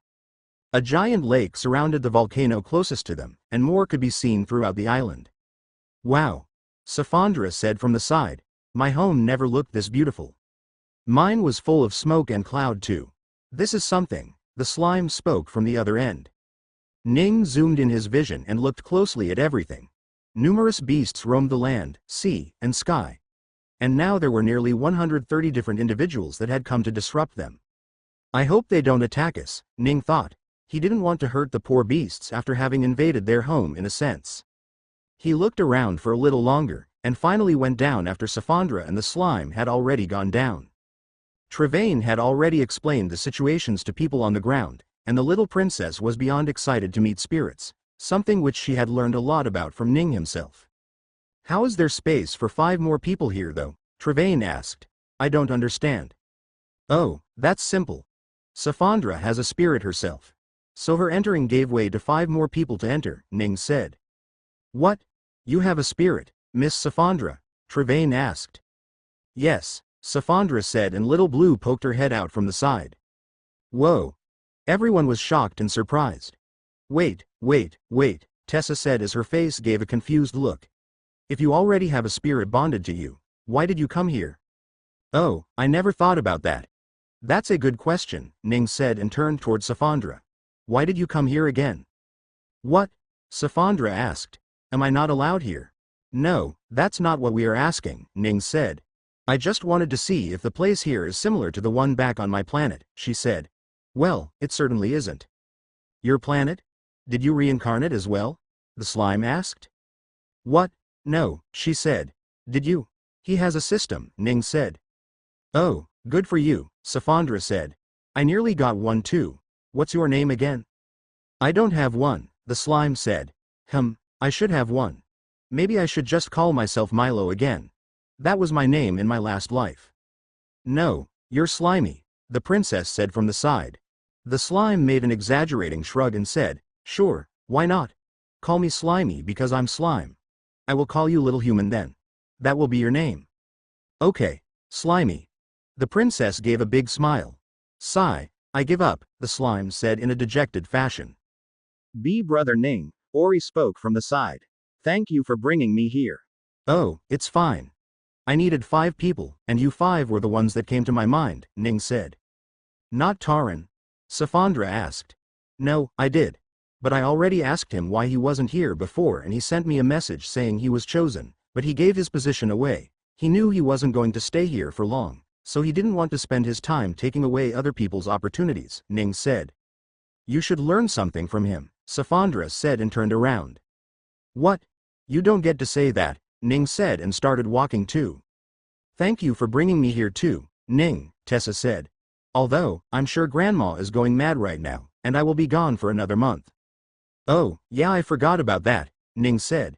He had been in such a hurry that he simply grabbed the people from where they were and left. It wasn't just Verena that was going to be worried, both the Duke's family and the King and Queen of Darius would be worried again. System, can I leave and come back? Ning asked. Great. I'll be back in a minute, Ning said and teleported out. He had to first teleport out of the secret realm onto its edge, then from there, he teleported to the different locations to leave behind information on the sudden disappearance of the 5 individuals. The Darius Kingdom, the Mooncrest City, the beasts in the rainforest, and the old man on the boat who was confused out of his mind, all learned of what had happened. Some were worried, some were confused, but most were excited out of their mind for their loved ones to gain an opportunity that only came to one in a few million people. Ning returned back to the island and disappeared into the island. You're here. Let's go, Safandra said and started walking. The group of 7 slowly made their way into the rainforest. The slime moved at the front, pushing away any branches that were on their way. Trevane and Safandra moved on either side, with the princess, Ori, and Tessa, who weren't very strong in either combat or survival. Ning walked at the back, making sure nothing attacked them from the rear. So, where are the spirits? The little princess asked as she excited walked along the forest. Do you want to know? Ning asked with a smile. He could locate every single spirit at once if he wanted to. No, Safandra said from the side. We have a month inside here, let's take our time. Sure, Ning said and continued walking in silence. He felt the energy inside the island. For some reason, it was barely any different than the world outside. But they do say this island helps them collect spiritual energy faster, don't they? He thought. That was what he had heard. Wait, does it have to do with this being an origin? System. What's the energy absorption speed ratio here? He asked. Ah, no wonder, Ning thought. While the energy was of the same density, one could collect it 15 times faster than outside. Brother, what should I do? I'm not prepared at all, Ori said softly to Trevane. I don't even know much about spirits, let alone how to bond with them. Huh? You don't know about spirits? That's so easy, the princess said from the side. You know about spirits? Ori looked surprised. Of course, teacher taught me, the little princess said. You've been learning every day? Ning asked. Yes, teacher, she said. The little princess was now rank 4 with yellow hair. Soon, she was most likely going to have green hair too. Have you been learning about everything? Ning asked. Yes, she said. Mother makes me study every day. I know about many beasts, spirits, and summoning circles. You know about summoning circles? Tessa looked surprised. Yes, teacher taught me, the little girl said. What exactly do you know? Tessa asked. I can tell all the rank of the summons, their elemental affinity, and how strong they are, the princess said. That's more than what most know, Tessa said. The princess put on a smug face with how proud she was. I also know about spirits. Spirits form in a place with many spiritual energy and they give natural powers, she said. What natural powers? Ori asked curiously. I don't know. I haven't got to that part yet. The book only said natural powers, the princess said. Unlike with beasts, bonding with a spirit grants you complete control over one of the fundamental laws of the world, Ning said from the back. For example, Little Blue lets Safandra attract and repel things. The headmaster of First Bond School has control over the sound. I saw another headmaster with the power to control gravity too, I think, Ning said. Given that you are also guaranteed to have violet hair after bonding with them, you can see how lucrative spirits become to everyone. Hey, wanna become my subordinate? The slime asked the massive bear that was standing in front of the group threateningly. It was only a rank 5 beast, but the size alone made it look like it was stronger than that. Stop trying to tame every beast you see. How are you going to bring them away from here? Ning asked. Can't you help me? The slime asked. I can, but why would I? Ning asked. Hey, you're the one that brought me here, the slime said. Yes, to bond with spirits, not tame every random beast you will come across, Ning said.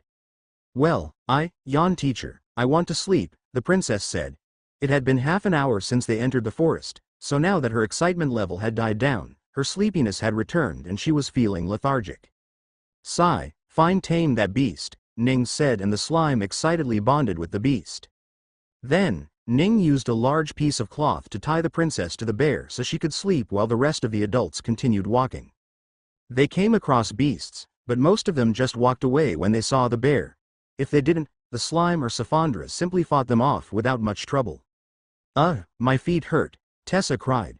She hadn't prepared for the journey, so the clothes and shoes she was wearing weren't the best. Ori was in a similar situation, but she was just bearing the discomfort. Ning looked at the sky, which was starting to get dark. Okay. Let's stop for the time then. It's getting dark too, and soon it will be night. I don't think you guys will like to walk around at night, right? Ning said from the back. The 6 of them stopped after hearing him and looked around for places they could sleep in for the night. That tree looks good. If you can get us some cloth again, we can tie it around, create a hammock or something to sleep for the night, Safandra started saying. Maybe tying myself to that branch alone will be enough, Trevane said, but he wasn't so certain about that. I can sleep in that tree's hole. I think I can fit in there, Ori said, even though she was clearly worried about the insects and reptiles that might get to her up there. I don't know what I will do, Tessa said. I've never slept out in the wild before. What are you guys doing? The slime asked with a confused look on his human face. Looking for a place to spend the night at. You should help us look around too, they told him. Why are you looking for a place to stay when you have him? The slime asked. Everyone turned to look at Ning, who had a playful smile on his face. I was hoping to see you guys come up with some ideas on your own. You should have let them keep going for a while longer, Ning said. You have a plan? Safandra asked. Not so much as a plan as a place to stay itself, Ning said, and something flashed from his body. Suddenly, a large metallic vessel slowly landed on top of the tree, supported entirely by them. The door at the bottom opened high in the air and Ning looked at them. Let's go. Safandra flew on her own, going ahead in front of everyone. She entered the spaceship and started looking around. The slime flew behind her and told her not to touch anything, as that was what Ning had told him and his beast the last time he was in here. Ning took the princess off of the bear and started flying. As he did, he pulled on the other 3 as well. He entered the spaceship and pulled the 3 in. Then, the hangar door slowly closed itself. Is this the spaceship? Safandra asked. What's a spaceship? Trevane asked. So much metal. Tessa looked around. Touch nothing. Okay. The slime spoke up. The group looked around curiously while Ning took the princess a sleeping quarter and lay her there. Then, he returned back to the group and showed them around the spaceship. The awe continued for a while as they looked around at everything that was so new to them. The slime acted like he was better than everyone because he knew about the spaceship and did act a little smug from time to time. Ning prepared places for them to sleep in, but the group preferred to stay awake as long as they could and talk with each other. Given that they were all strangers to each other, they decided to learn about each other. When Tessa learned that she was walking along with the son and daughter of a duke of the Taming Hall Empire, she didn't know how to respond. Her face only twisted when Ning told her that the little girl sleeping in the other room was a princess. Ori caught up with her brother and learned what he had been up to for the last 2 months since he had left. She had heard that he had joined the school and that he had even beaten their elder brother, but aside from that, she knew nothing else. Ning talked with the slime and asked him how far along he was to ranking up again. The slime told him that it was only a matter of a few years before he reached that rank. They continued talking until dead in the night before Ning suggested they all go to sleep. He led the girls to one of the compartments of the spaceship to sleep where the little princess was already sleeping and took the 2 boys to another compartment. He lay on the bed with his eyes closed, listening to the outside jungle that was alive even at night. Slowly, the sound of the jungle and the distant bubbling of lava lulled him into a deep sleep. Ning woke up early the next morning and walked out of the ship to check the surrounding. Oh, he thought when he saw the dark sky with clouds covering it from end to end. It's going to rain, huh? He went back to the ship and started preparing for their travels today. The first thing he did was create some food for them all to eat. He called them all to the hangar where it was open and wide and they all sat down as they heard the torrential rainfall on the spaceship. Once they were done, Ning gave them all a few things. The group looked at the items they received a little weirdly. Most of them had no idea what they were looking at. Neither could they tell what the material they were touching was. Oh, plastic, the slime said when he heard the crinkle as touch was foreign to him at the moment. What are we supposed to do with this? They asked. Well, the boot should be obvious, right? They're thick boots that come up to your knee. Perfect for wearing in a rainforest where leeches and snakes and a lot of bugs are a pearl a dozen. I don't have to constantly scurry them away like I did yesterday, Ning said. You did something like that? Trevane asked. I didn't notice. If you did, you would have run away too, Ning said. Next is a cream to keep away mosquitoes and other flying bugs. Just wear them all over your body. Finally, you have the raincoat. It will help you walk in the rain without getting soaked in it, Ning said. Not bad, Safandra thought to herself. Oh yeah, let me know if you need some better clothes. I can give you some, Ning said. Tessa and Ori asked for a more tight-fitting dress that wouldn't get caught in the branches of the trees or such. Ning made a few such suits and a small one for the princess too. After all of that was done, they dressed up and got ready to leave. Ning was the first one to jump from the hangar. He landed on the ground with a large bang. Come on, he said, and the rest slowly got down. Safandra caught the little princess and jumped, slowing her descent before she reached the ground. The slime simply floated down and landed next to the bear that was sitting under a giant tree, hiding from the rain. I'll catch you, Ning said, and finally the last three dared to jump from the massive height.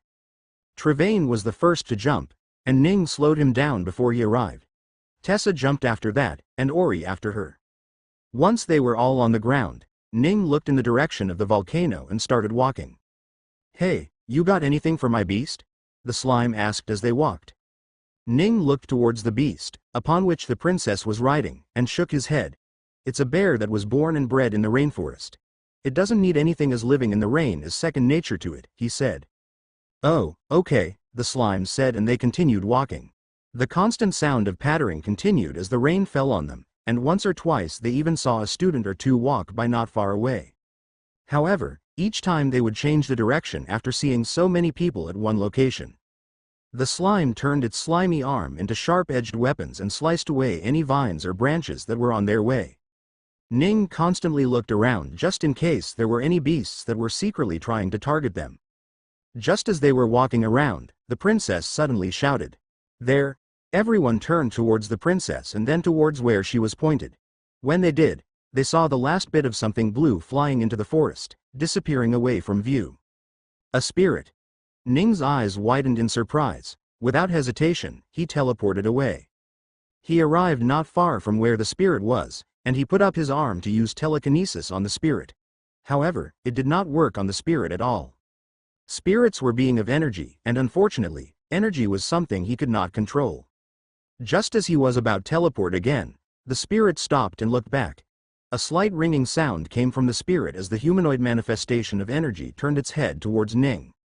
Ning wasn't sure if the spirit was interested in him or not, but he didn't move.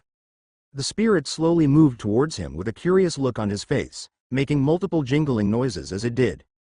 It was merely 5 meters away from Ning when its head suddenly turned away from Ning and behind him where the group was running towards him. The spirit was spooked and it fled away. Wait, don't go, Ning said, but the spirit flew away. Damn it. What happened? Ori asked. The spirit got scared. It saw you guys running and got scared, Ning said. I'm sorry, Ori said with a dejected face. No, it's all right. I don't blame you, Ning said. But we will have to be careful next time too. He stopped speaking when he noticed the spirit far away, hiding behind a tree and looking at them. What's wrong? They asked when he stopped speaking suddenly. The spirit is right behind me.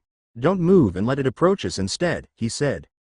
Everyone suddenly stood still and only moved their eyes around to look for the spirit. Ah, there, Tessa said in a whisper. Everyone else saw it too. The male-looking spirit was slowly flying towards them, with a very curious look on its face. The jingles and bells only got louder as it came close and right next to them. No one made sudden movements and let the spirit come in between them. Then Ning looked at the rest of them and asked in a low voice. Who first? Me. Trevain said excitedly to become the first one of the group to try and bond with the spirit. He waited until the spirit was close to him and slowly spread out his spiritual energy until it touched on the spirit. The spirit turned around when it felt the familiar energy and curiously jingled as it floated towards Trevain. Please bond with me so I can become stronger than I am right now, Trevain said. He was told to be genuine, so he told the truth. He was doing this just for strength after all. The spirit giggled, making sharp bell-like sounds and flew away from him. Trevain only realized when the spirit was next to Tessa that he had been rejected. I really want you to help me become stronger, Tessa said. She probably had more in her mind that she wanted to say.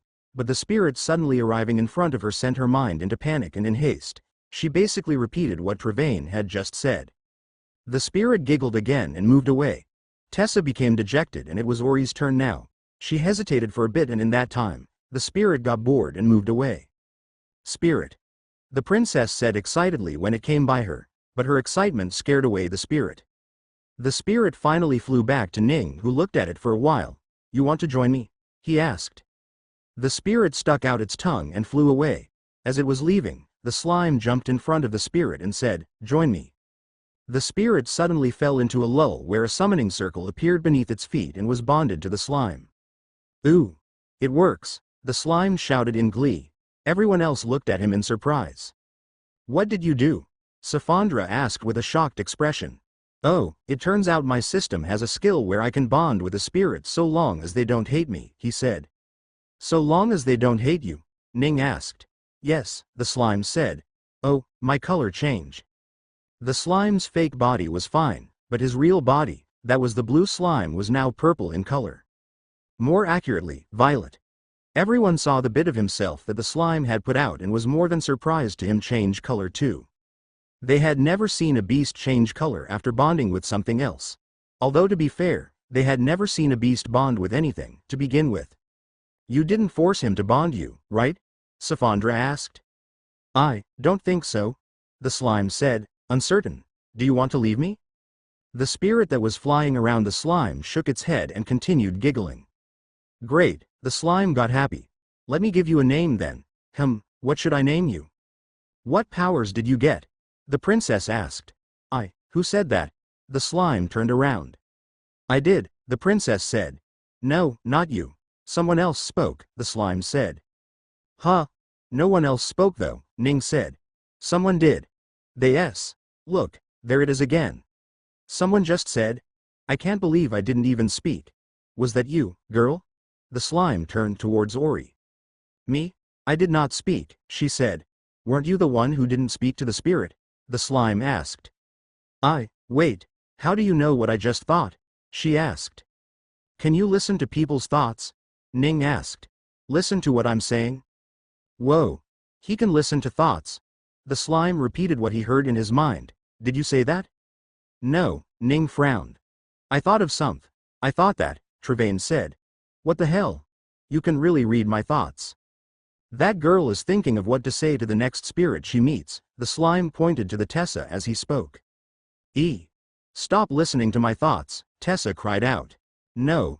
We're not going to play your game, the slime said to the princess, who gave him a bright smile now that he was hearing her thoughts. What about mine? Ning asked. The slime looked at him and shook his head. You're as much of an enigma as always, he said. System, can he not read my mind? Ning asked. Ning pulled everyone closer and with a single thought appeared on the other side of the lake. Phew. Your powers are truly something else, Ning, Tessa said, looking around at the black rock beneath her feet. Wow, I can feel the heat from here, Safandra said. Yeah, well, we should maybe get rid of the raincoats now. There's not more rain, Ning said. Yes, the group said and started getting themselves out of the plastic covering. What do we do with these, teacher? The princess asked. Keep it in your necklace, Ning told her. Okay, the princess said, and the plastic raincoat disappeared into her multi-purpose artifact. Safandra kept it in her own ring as well, but the rest of them had to hand over their coats to Ning for safekeeping. Once they were all handed over, Trevane looked around and frowned. What exactly are we supposed to do here again? He asked. The lava flowed down the left side of the mountain and fell into the lava. As a result, the lake was quite hot and bubbling around that location. The steam, however, moved towards the rainforest, turning into rain and flowing back into the lake. The ash and soot from the volcano also mixed in with the rain, giving much-needed nutrients to the forest from time to time. I do want to go to the top, but I can understand if you're against it, Ning said. There was something he had wanted to try out for a while now after seeing the volcanic mountain. I want to go to the top too, but it's so hot, Trevane said. It is indeed very hot, brother Ning, Ori said. Ning frowned. System, do you have something to help them fight against the heat? He asked. Something that's a very good insulator for heat. Make some for these people, and, do you need one too? He looked towards the slime. No need. I have multiple heat-resistant skills, he said. Good, 5 then, Ning said, and instantly 5 suits appeared that looked suspiciously like spacesuits one would wear to go outer space. Wear these, Ning said. It's not perfect, but it should help you quite a lot. Unfortunately, because they had to see, which was the main reason why they were going up there, the system had to create a small point of failure on the suit, mainly the visor. They quickly started wearing the suit, trying to figure out how it all worked, when Safandra noticed something. Ew! Why is the inside so mushy? She asked. It was as if there were 2 layers of clothes, and inside the 2 layer was another layer of something fluid. There's some gel in the cloth, Ning said. That's the main thing that will be responsible for stopping the heat. Get dressed, quickly. You're not wearing any, brother Ning? Ori asked curiously. I don't need it, Ning said. He turned around to look at the trek up the steep mountain and quickly helped the princess dress. Then, he picked her up and placed her on his shoulders before starting to walk up the mountain. Leave the bear there and follow me, he said. The side of the mountain he was on was already cooled for many years, so there was no problem with walking. However, from time to time, he came across rather a smooth surface, as if that segment of rocks were all made up of obsidian or other volcanic glasses. Ning hit those parts with his foot and made divots to help those behind him not lose their footing. At the same time, from time to time, he placed ropes in places that were mostly treacherous. Looking back, such help was really just useful for the 3 that did not have a spirit yet. The slime and Safandra were actually not even walking at this point and were simply flying. Ning looked ahead at the peak of the mountain that was about a kilometer away and continued walking. The group of 3 rested from time to time, but he needed no rest. Come at your own pace, Ning said, and continued forward. As he went ahead, he checked for any beast that might be hiding along the side of the volcano, any caves that were maybe hiding birds or bugs. Fortunately, there was no such thing. So, Ning effortlessly and without obstacle, walked all the way to the top of the mountain and finally viewed the bubbling magma of an active volcano. What is that, teacher? The princess asked. That is a volcano. Those are molten rocks that come from deep underground, he said. The crater of the mountain was at least 500 meters wide, if not more, and nearly half of it was active magma. There was a portion of the crater broken towards the left, from where the lava was continuously pouring down the side of the mountain. While waiting for the group to catch up, he explained to the princess about the volcano. After 15 or so minutes, the group finally made it up in their heavy suits. They breathed heavily, but the sight in front of them was almost enough to make them feel as though it was worth it. I have heard about volcanoes, but this is the first time I'm seeing it, Travain said. Me too, Tessa said. Same here, the slime said. Is it really dangerous? The princess asked. Let me show you, Ning said, and took off his shoes before tossing them off into the lava. As soon as they made contact, the shoes burned to nothing in a matter of seconds. Wow, that's dangerous, Tessa said, and backed off a bit. Ning pulled the princess off his shoulders and handed her over to Safandra. Take her for a moment, please. I have something to test, Ning said. What test? Safandra asked while taking the princess. I want to see who's stronger, Ning said. Me, or a volcano? What do you mean, who's stronger? How are you going to check? Tessa asked from the side. She was confused about how one could even possibly think of comparing themselves to a volcano. Well, you'll see, Ning said. He suddenly flew up and hovered over the volcano in the air. Hey! What are you doing? You'll die! Safandra shouted all of a sudden when she saw him fly over the volcano, wafted by the heat from it. You should know better than that by now, Ning said, and slowly lowered down towards the volcano. Ori grabbed onto the princess that was next to her and closed her eyes. About 20 meters above the volcano, the heat had reached a point where Ning's clothes were catching on fire. As he descended, they essentially burned off of him, leaving him naked. Travain ran in front of his sister to block the view, but he didn't have to. The erogenous zones that should have been completely out in the open were invisible. It was as if Ning was wearing a set of underwear that were invisible. The clothes were off, but not a single hair on his body burned at all. The 5 humans and the slime continued looking curiously now that they were truly surprised by him not getting hurt despite being so close to the volcano. Do you think he summoned some heat-resistant skill while we weren't looking? Tessa asked. I don't think he is, Safandra said. That bastard is showing off, the slime said. Even if he did get some heat-resistant skill, he would still be feeling the heat and even getting burned. What is he doing then? Travain asked. Nothing, Safandra said. His body is just that strong. Ning lowered and lowered until he was right on top of the volcano. While he couldn't feel the pain from his feet burning atop the lava, he could feel the heat, and he could tell that it was something else. His feet touched the lava and instantly blisters started forming on the bottom of his feet. However, the healing was enough to keep it from staying that way. So I can't just survive falling into the lava, huh? He thought. He crouched and put his hand into the lava before pulling out some of it. His hand started burning and in some places, he could even see the lava pushing through the wound to reach the bones. Well, it's quite some damage, but not as much as I would have expected, Ning said. Oi, Ning, you're done, right? Let's leave, Safandra shouted. The sun was going to set at any moment, so she wanted to leave this place as fast as she could. One second, Ning said and put his left hand into the lava. Then, he toggled on his heat resistance. Instantly, 80% of all the heat that was hurting his hand was instantly nullified, and Ning was left with a pristine hand that did not suffer from any such thing. As soon as Ning realized that, he stopped flying and fell into lava. Ning, teacher, brother Ning. The people there cried out the moment they saw Ning fall and tried to help him anyhow they could. I'm fine, Ning shouted and lay there. In fact, he lay down flat on the lava and was a little disappointed that he didn't just sink like he thought he would. The bubbling lava was liquid, but it was still molten rock, so Ning floated like a piece of foam on the water. Sigh, I was expecting something more, he thought and got up. He slowly flew up as the lava fell from his body. He scratched off those that just didn't leave, and once he was away from the heat, he asked for the system to return his clothes back. After he got it back, Ning was about to leave the volcano when he saw some specks of blackness in the distance. He turned around and looked at it with his eyes. When he barely saw what it was, he zoomed in the vision and suddenly he smiled. Spirit. There's another spirit, he shouted and flew to the group. What? Where? They asked. No time. Hold your hands, Ning said, and the moment they were all connected, they disappeared. The group fell on dry sand and some even rolled down the dune. Ning moved immediately as a spear appeared in his hand and pierced the tail of the giant pink scorpion that was about to sting Ori. Get up, Ning said and casually swung his spear backward, cutting off a worm that was jumping out of the sand.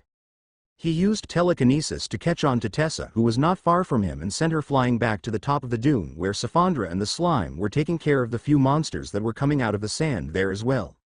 Ning grabbed Ori and flew back to the top. As soon as he reached there, he shouted at them to hold on and then blasted vibrations beneath him in full strength. Sand flew in the air from the strong vibrations and a sand avalanche appeared all around him. The slime flew up as he was slowly being sunk into the sand from it no longer having a rigid surface. The many beasts that were hidden inside the sand immediately jumped out and ran off. Where are we? Ori asked as she looked around in the unfamiliar place. It's the desert, the slime said. We're still inside the island, I believe.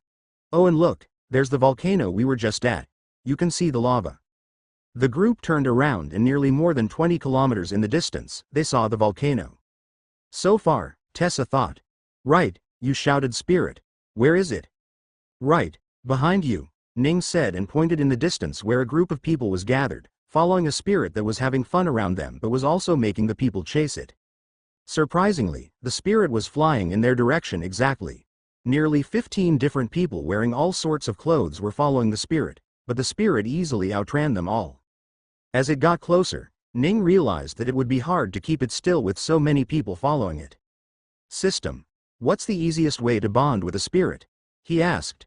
Until now, they had been going off of what the headmasters and others had said, but now he wanted to learn exactly how it was done.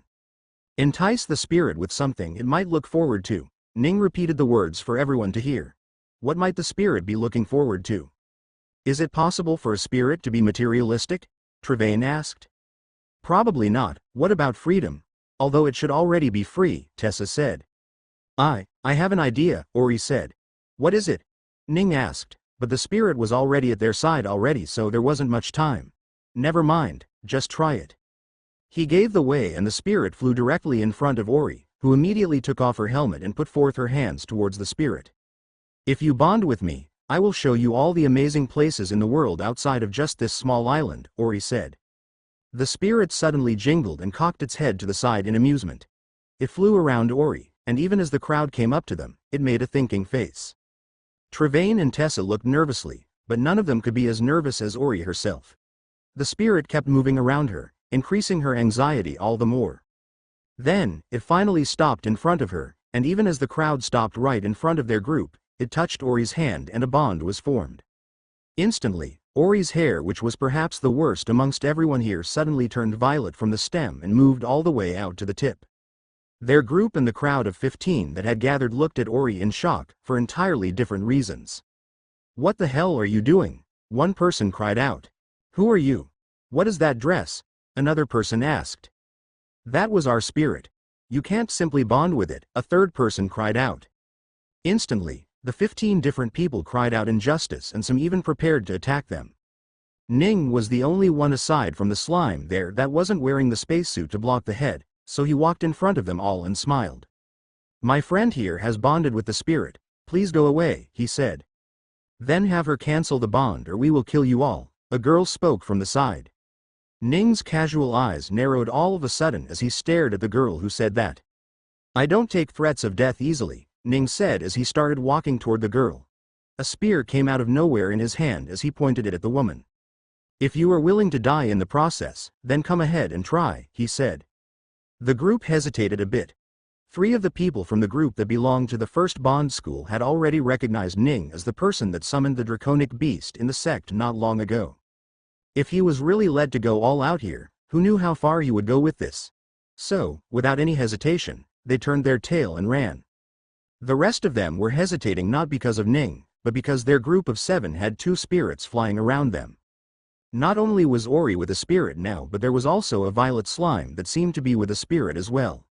Some of them backed away as a result and left angrily. Still, some of them were just too angry to just leave after spending so much time chasing the spirit. They started shouting again, demanding that the spirit be unbonded. "These bastards!" The slime got angry. "The spirit wasn't yours to cry about. Also, we didn't steal it, it came flying towards us. Do you want to fight them?" Safandra asked Ori, who was still trying to make sense of the fact that she had bonded with a spirit and had violet hair. Her father was ready to destroy her brother's life just for a chance at this, and now she had it.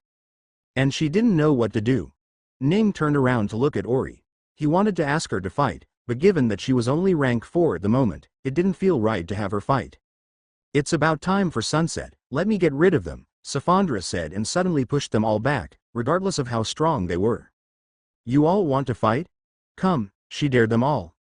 The half-dozen people stood up to fight, but Safandra pushed them again, this time sending them tumbling down the dune.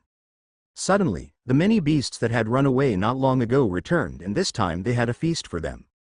The youngsters that were full of anger were suddenly scared for their life and did not dare to even think about fighting Ning and his group. They needed to think about their life instead. "Sigh, that girl is going to die," Ning said with a reluctant tone in his voice. "You figure out what her new powers are, I'll go save them." Despite what he had said about killing them, he still couldn't just sit and watch as the beasts overwhelmed the 6 different people and killed them.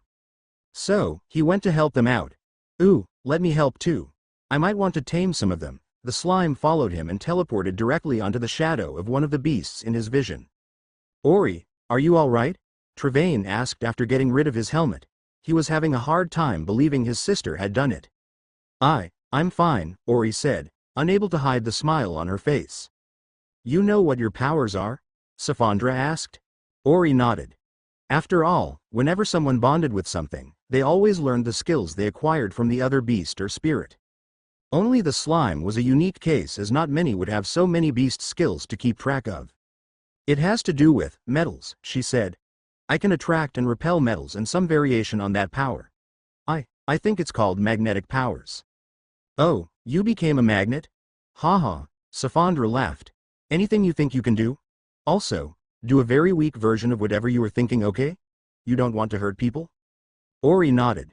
She closed her eyes to use her skills, and as she did, she felt the faint existence of things around her. There was something quite bright in her feelings that she tried to pull on. The little princess looked down. "Aw," her cries immediately surprised and made everyone turn towards her. A bright yellow light was around her, making anything impossible to enter it, even skills. Ori had accidentally pulled on the metal clips that kept together the heat suit that the princess was wearing, and as a result, inadvertently activated the defensive abilities of the necklace she had received from Ning.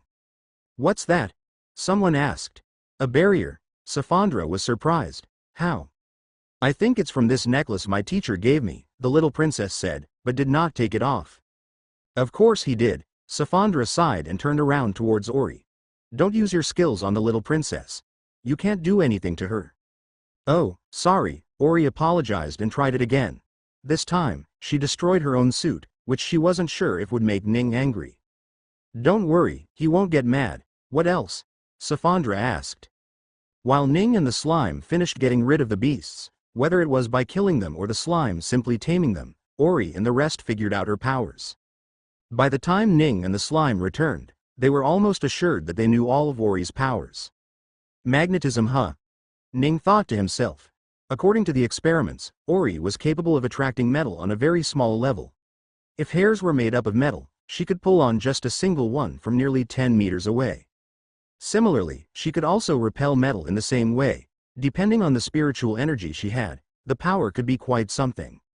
Aside from that, she was also capable of sensing where all the metals were around her in a certain radius. It apparently got hard to keep track of unless she was searching for them very carefully, but simply having that skill alone was amazing for someone like her who could control metal. Finally, she could also imbue magnetic capabilities to objects she touched to whatever degree she desired, meaning that she could make anything she touched a magnet. "Nice, not bad," Ning told her. "I'm surprised you were able to do it before your brother." "Thank you, Brother Ning. If you didn't give me that idea, I wouldn't have known what to say," Ori said and bowed his head. "That's fine," Ning said. "Also, why are all your clothes in tatters? The gel is getting all over the sand." "Ah, that was because of this big sister," the little princess pointed at Ori without hesitation. "Only I didn't destroy what you're made, teacher." Ning chucked. "Then I must reward little Janice for this. What do you want?" he asked.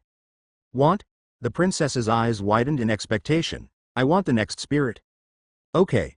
You will be the first to bond with the next spirit," Tessa said as she kissed the princess on the cheek rather aggressively. "I hope you can think of what to say by then," Ning said and looked around. The sun had gone down and the world was getting dark at this point. If they stayed out there any longer, they would be unable to see anything in the darkness. It wouldn't be a problem for Ning, but for the rest, they couldn't continue. Besides, they were human that had been walking all day and was most likely very fatigued. "Let's settle for the night here then," Ning said and pulled out the ship as it softly landed on the sand. The arms tried to push the ship upward to open the hangar door, but it sunk into the sand and as such wouldn't be able to do so without using the thrusters to hover for a bit. Ning instead directly took them all in after they got rid of their suit. One by one, the men and women, and even the slime went looking for the bathroom so they could both relieve themselves and take a bath.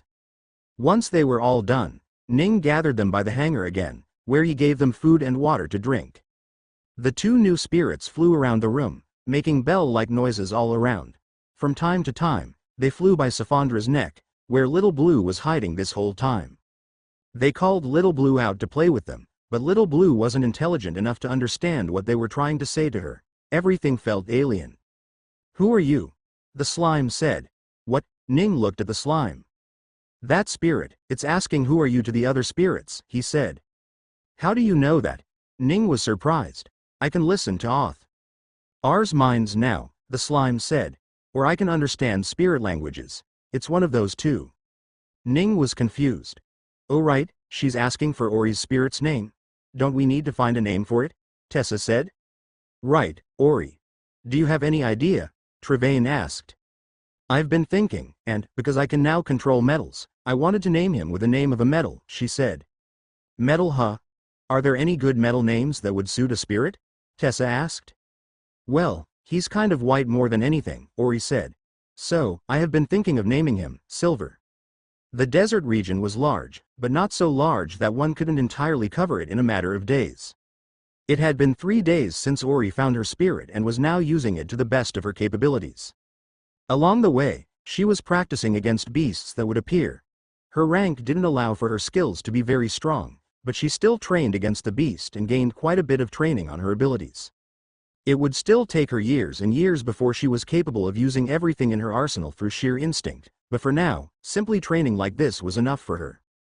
2 small metal balls the size of a spiritual pearl were in her hand, which she would throw at the beasts with incredible speed. Ning had created the metal balls for her to use like bullets, and with a bit more spiritual energy, she would succeed as well. Try to go for the eyes, Ori, Travain explained. Yes, brother, Ori said and shot the metal balls at incredible speed. A lizard-like beast that was looking at them to kill them suddenly felt the metal ball go into its eyes. Instantly, it squirmed around with intense pain, but Ori didn't finish it there. After so many days of training, she knew what to do next. She pushed the metal even deeper using as much force as she could, and when the lizard turned around even the slightest bit, she would pull on the metal ball.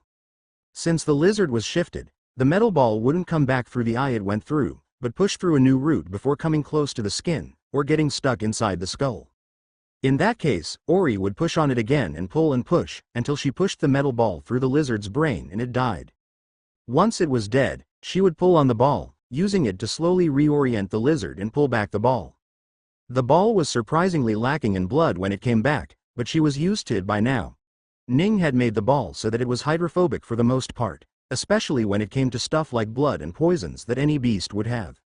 It was only for now since he knew that soon enough Ori would start to be able to manipulate blood itself as it contained metal too. It would have been an okay skill if she could only control metals that were attracted to a magnet, but it looks like she will be able to control every single one, Ning thought. The world had just gained a frightening summoner that they would not want to antagonize. Erg. It's been 3 days. Aren't there still 23 or so spirits left? How are we not finding a single one in 3 days? Tessa complained. T-Share, I'm getting bored, the princess started complaining. Then do you guys want me to find a spirit right now? Ning asked. He hadn't done so because they had asked him not to do so in the first place. Tessa hesitated. Let's just go. I'm tired too, Travain said. Okay. Grab each other, Ning said. The moment they had grabbed each other, Ning looked for the closest spirit that was around and teleported next to it. They arrived on top of a massive rock that was one of the many rocks that was around the grassland. Beneath them, there was grass everywhere, with no sight of any tree anywhere. Ning crouched down and instantly, the stone vibrated. The 6 of them caught each other and stopped themselves from falling, while around the rock, snakes and other beasts hidden in the grass immediately ran away. There is quite a bit of danger around here. Look out for them, Ning said. The group nodded and one by one, they slipped down the rock. The slime walked up front, while the others walked behind him, constantly on guard of everything that would attack them. Ning looked around. The system had led him here because there was a spirit, but he couldn't see anything. Is it hiding in the grass too? He thought and looked around. After carefully looking at everything, he saw something blue flash not far away from him. There you are, he thought. Guys, the spirit is about 20 meters to our left. Make no sudden movement, Ning said. What? He instantly turned around, despite his caution. I said no sudden movement, he said. Oh, right, sorry. Tessa apologized and the others followed her to apologize as well. They then slowly shifted their route to make it go right next to the spirit that they too had noticed by now. Remember, something that would entice the spirit, something it doesn't have, Ning reminded them. The group appeared close to the spirit, but they didn't approach them. Instead, they just stood around, making small noises to get the spirit's attention. As curious creatures, they would fly on their own when they noticed something interesting. This spirit did the same. The slime and Ori were the furthest away, and Tessa and Travain were the closest. The princess was about to shout something, but Ning closed her mouth before she could speak. He didn't want her to frighten away the spirit before the other two said anything. Tessa took a deep breath, put forth her arm like Ori, and spoke. If you bond with me, spirit, I will show you many interesting things that you will never see on this island, she said. It was a similar version of what Ori had spoken, however, since that had worked quite well, so she had decided to try it. The spirit looked curiously as it jingled around, but in the end, shook its head and moved away from Tessa. Tessa looked sad, but that did not distract Travain from saying his thing. Hear me, spirit, Travain spoke up. If you bond with me, I will give you the company that you so desperately desire. The spirit jingled around Travain for a while and then smiled. Suddenly, a summoning circle appeared beneath the spirit and the bond was formed. Ha! I did it! Travain was surprised, more than anything. He hadn't expected the whole thing to end with him being bonded. To begin with, he hadn't expected the spirit to bond with him at all. Congratulations poured in from all sides, and he nodded a bit with an embarrassed look. All right. Name and power. Go on, Tessa said from the side. She wanted to know what she missed. Powers, it's this, Trevane said and opened up his palm. Suddenly, a very bright light came out of his hands, illuminating the shadows around them. I can create light, it seems, he said. He then thought for a moment and moved his hands over him. Suddenly, his entire body disappeared from view. I can also make light pass through me, so I can go invisible as well. Oh, so you have the power of light, Tessa said. If it's light, then you should be capable of creating illusions too, Ning suggested. Yeah, I should, Trevane said and tried, but what formed was a blurry image that barely resembled himself. I still need some more practice. What about the name, brother? Ori asked. Light. No shine, bright. Thinking of names on the spot is hard, Trevane said. How about Ray? Tessa suggested. That's not bad, actually, Trevane thought to himself. Ray, how do you like it? The spirit jingled a bit, letting them know that he indeed liked it. Great, Trevane said, happily. Ning smiled. So, do you want to stay, or do you want to leave? He asked. What? Trevane turned to look at him with surprise on his face. You and your sister got what you two wanted, so I don't see the point of you staying here in danger any longer. I can take you two out of this island and back to wherever you want to go, Ning explained. I can also change your hair color if you want to hide the fact that you have a spirit now, Ning said. Trevane thought for a moment before nodding. I will take that dye. Ori, you should dye your hair too, Trevane suggested. Oh okay, she said. Ning waved his hands, and suddenly their hair changed to blue and yellow respectively. Then, about leaving? Ning asked. Can't we just leave with you, brother Ning? We're going back to the same place after all, Trevane said. However, Ning shook his head. I'm not going back to school. I only joined there to get a spot for this place. Now that I have come, I have. No need to return, he said. Trevane didn't know what to say. He had forgotten that he too had come because of the same reason. He had gone to the school with the same thought in mind too. However, along the way, he had forgotten that his home back in Reincarnated City was empty. I wish to go back to my home, brother Ning, he said. Great, Ning said. Say your goodbyes, as you won't see them for a long time. Oh, Trevane looked around and thanked everyone for helping him and said his goodbyes. Ori thanked everyone too. I will come to visit you all, as showing new and exciting places is what I have promised Silver, Ori said.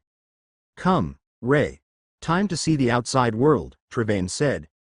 Ning grabbed them both and vanished. He arrived outside the island to the left and then disappeared again to go to Reincarnated City. They appeared at the back of the house and Ori looked around curiously. This is your house, brother? Ori asked. Yes, Trevane said. Ori smiled and spoke, it suits you. Ori, do you want to go back home, or do you wish to stay here? Ning asked. Ori thought for a moment before asking, what did you tell father after you took me? I left them a message saying that I had taken you to the island and that you will be missing for a month, Ning said. Ah, great, Ori suddenly became happier. Then I won't have to return home until the month has ended, right? I suppose so, Ning chuckled a bit. Then you can stay here. Thank you, brother Ning. Ning shook his hands to say that there was no need to thank him. He was about to leave when Trevane stopped him. Brother Ning, will I see you again? He asked. Definitely, but not for a long while, Ning said. After I leave the island, I will look to getting Safandra settled down. After that, I will go roam the various countries and cities of the world. Go to interesting lands. I will come to visit once in a while, but you won't see me for a long time, I guess, Ning said. I see. Trevane got a little sad, but he handled himself. He bowed toward Ning and said, Thank you for everything you have done for me, brother Ning. I will never forget your help as long as I'm alive. Don't worry about thanking me. I'm only doing this because I can, Ning said. Goodbye. Ning disappeared before either of them could say anything, and only left them with a confused, melancholic feeling in their heart. However, that disappeared the moment the young butler came running out of the house. Young master, young lady, how are you? Back. Hey, Drefan. I see you've taken good care of the house. I should treat you with some expensive fish tonight, Trevane said as he walked toward the young man. Of course not, young master. I only did what I was tasked with, the young butler said. Haha, It doesn't matter what you say. Tonight is a night of celebration. How much money do we have? Actually no, that doesn't matter. Lonesome if it's needed. Tonight we feast on the most expensive fish in the entire city, Trevane said as he walked into his home with his sister and longtime friend with a massive smile on his face. Two spirits floating behind them, and a heart with absolutely no worry. Let's go. Time to find a spirit for you, Ning told Tessa as soon as he returned. What about me? The princess asked with a sour look on her face. You didn't even let me speak last time. Oh yeah, don't just shout. Okay. The spirit will run away if it gets scared, Ning explained. I wasn't going to shout. I even had the perfect thing I was going to say, the princess said. Oh, what was it? Ning asked. I'm not telling you, HMPH, the princess got angry and walked away from Ning. Sigh, let's leave. System, where's the closest spirit? Ning asked. 3 kilometers north-northwest. All right, grab each other's hands, Ning said, and the next moment they disappeared. When they reappeared, Ning and the others were about 20 meters away from 5 different people that were standing still around a spirit. Ning wondered if they were trying to bond, but then he saw a summoning circle form below the spirit, and the young woman smiled. She had done it. Not bad, Ning thought. In the last 100 years, the Forbidden Island had only opened for 3 times, not counting this one. Each time, 3 people had ended up bonding with spirits, so it wasn't an impossible event to see other people bond with spirits. Still, it was quite a surprise nonetheless. Well, someone got here before us, Ning said and asked for the next location where the spirit was. Not only that, he asked for one with fewer people around. Oh, looks like you guys will have to wear some warm clothes. Ning's body shifted suddenly as a barrier appeared in front of him. Something struck the barrier quite hard and shook it as it would break it. However, it would take more than just a wind blade to do so. Why are you attacking us? There is a little girl here, Ning asked the girl who had just bonded with the spirit. The other students beside her seemed to be quite confused as well. Despite being from the same academy as her, they didn't understand why anyone would target another person so suddenly. Oh, I was merely testing the powers I just received. You simply happened to be in the way, the girl snickered. Ning got a little confused as to why the girl was so confident and only then noticed that they were still wearing desert clothes. Which meant that Safandra still had the scarf around her head and face to protect her from the heat. Let's kill her, Safandra said all of a sudden. It's fine. Let's just go, Ning said. However, suddenly another wind blade flew towards him. This time, he punched the blade so hard that the blade dissipated to nothing but wind. His eyes turned dark as he stared at the young woman. Ooh, not bad, she said. Can you be my training puppet? I want to see how strong I can go.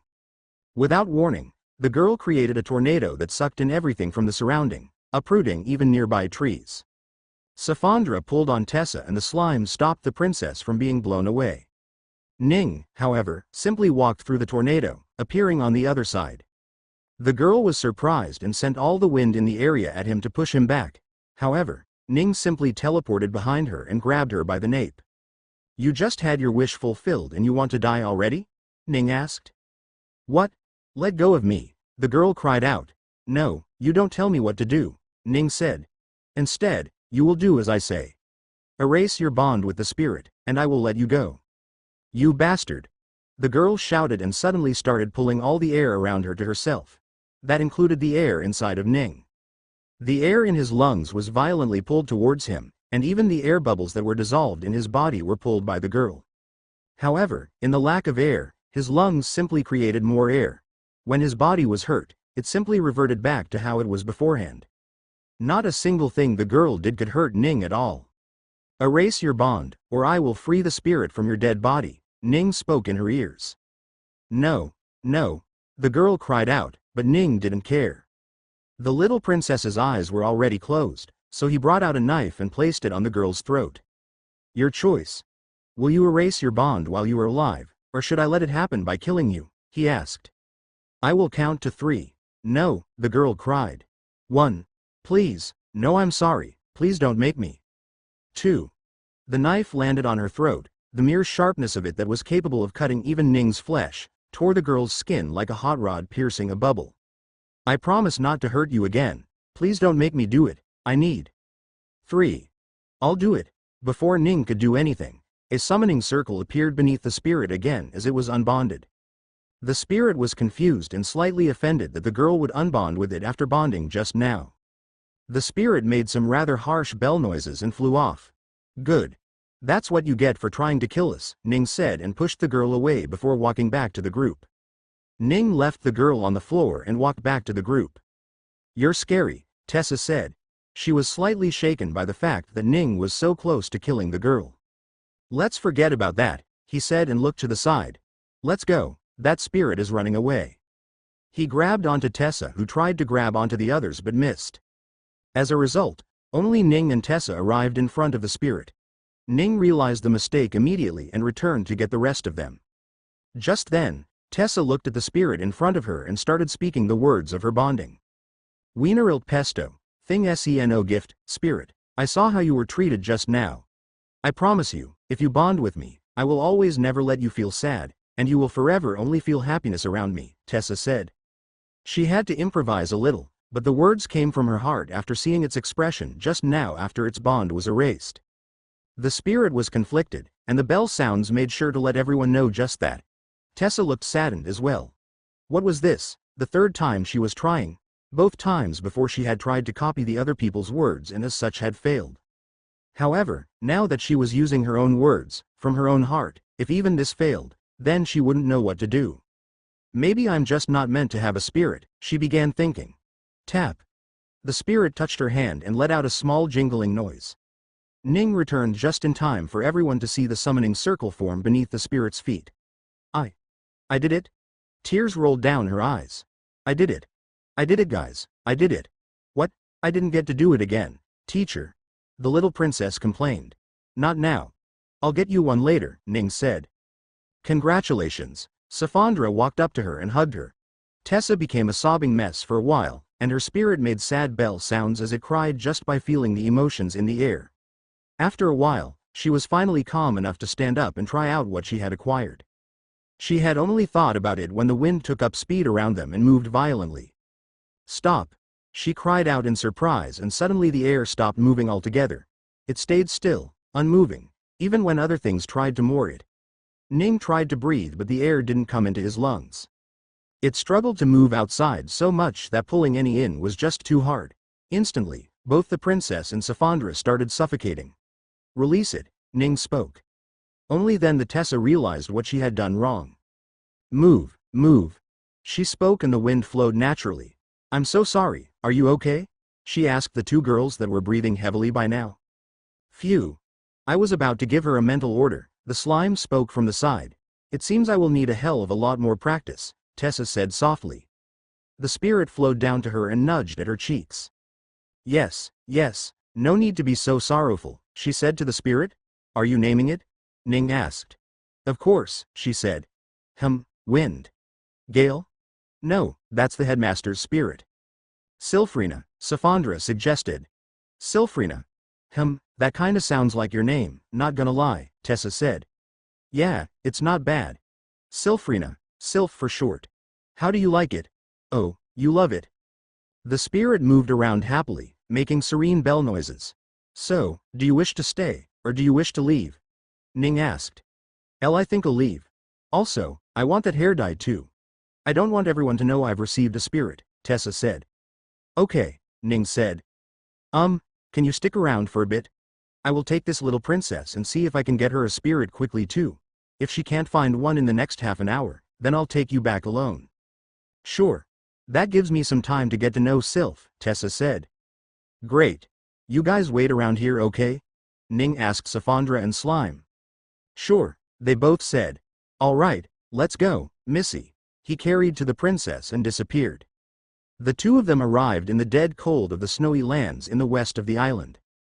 Ning could see the misty barrier of the land not very far away from where they were and started searching around for the spirit. Teacher, what is this? What is that white thing? The princess asked.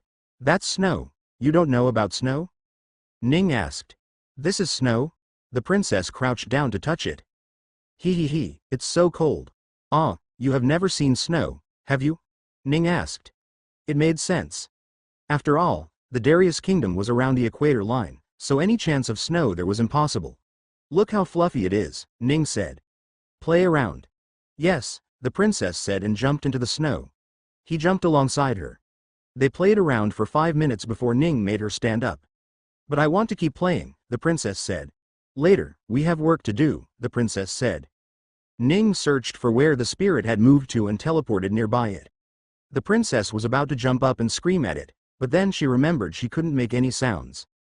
The spirit saw the only non-white thing in the surroundings and curiously flew towards them in a gentle jingle. You want to know what to say? Ning asked. No, I know, the princess said and put both her hands on her waist. Then she spoke to the spirit. Spirit, do you like playing? She asked.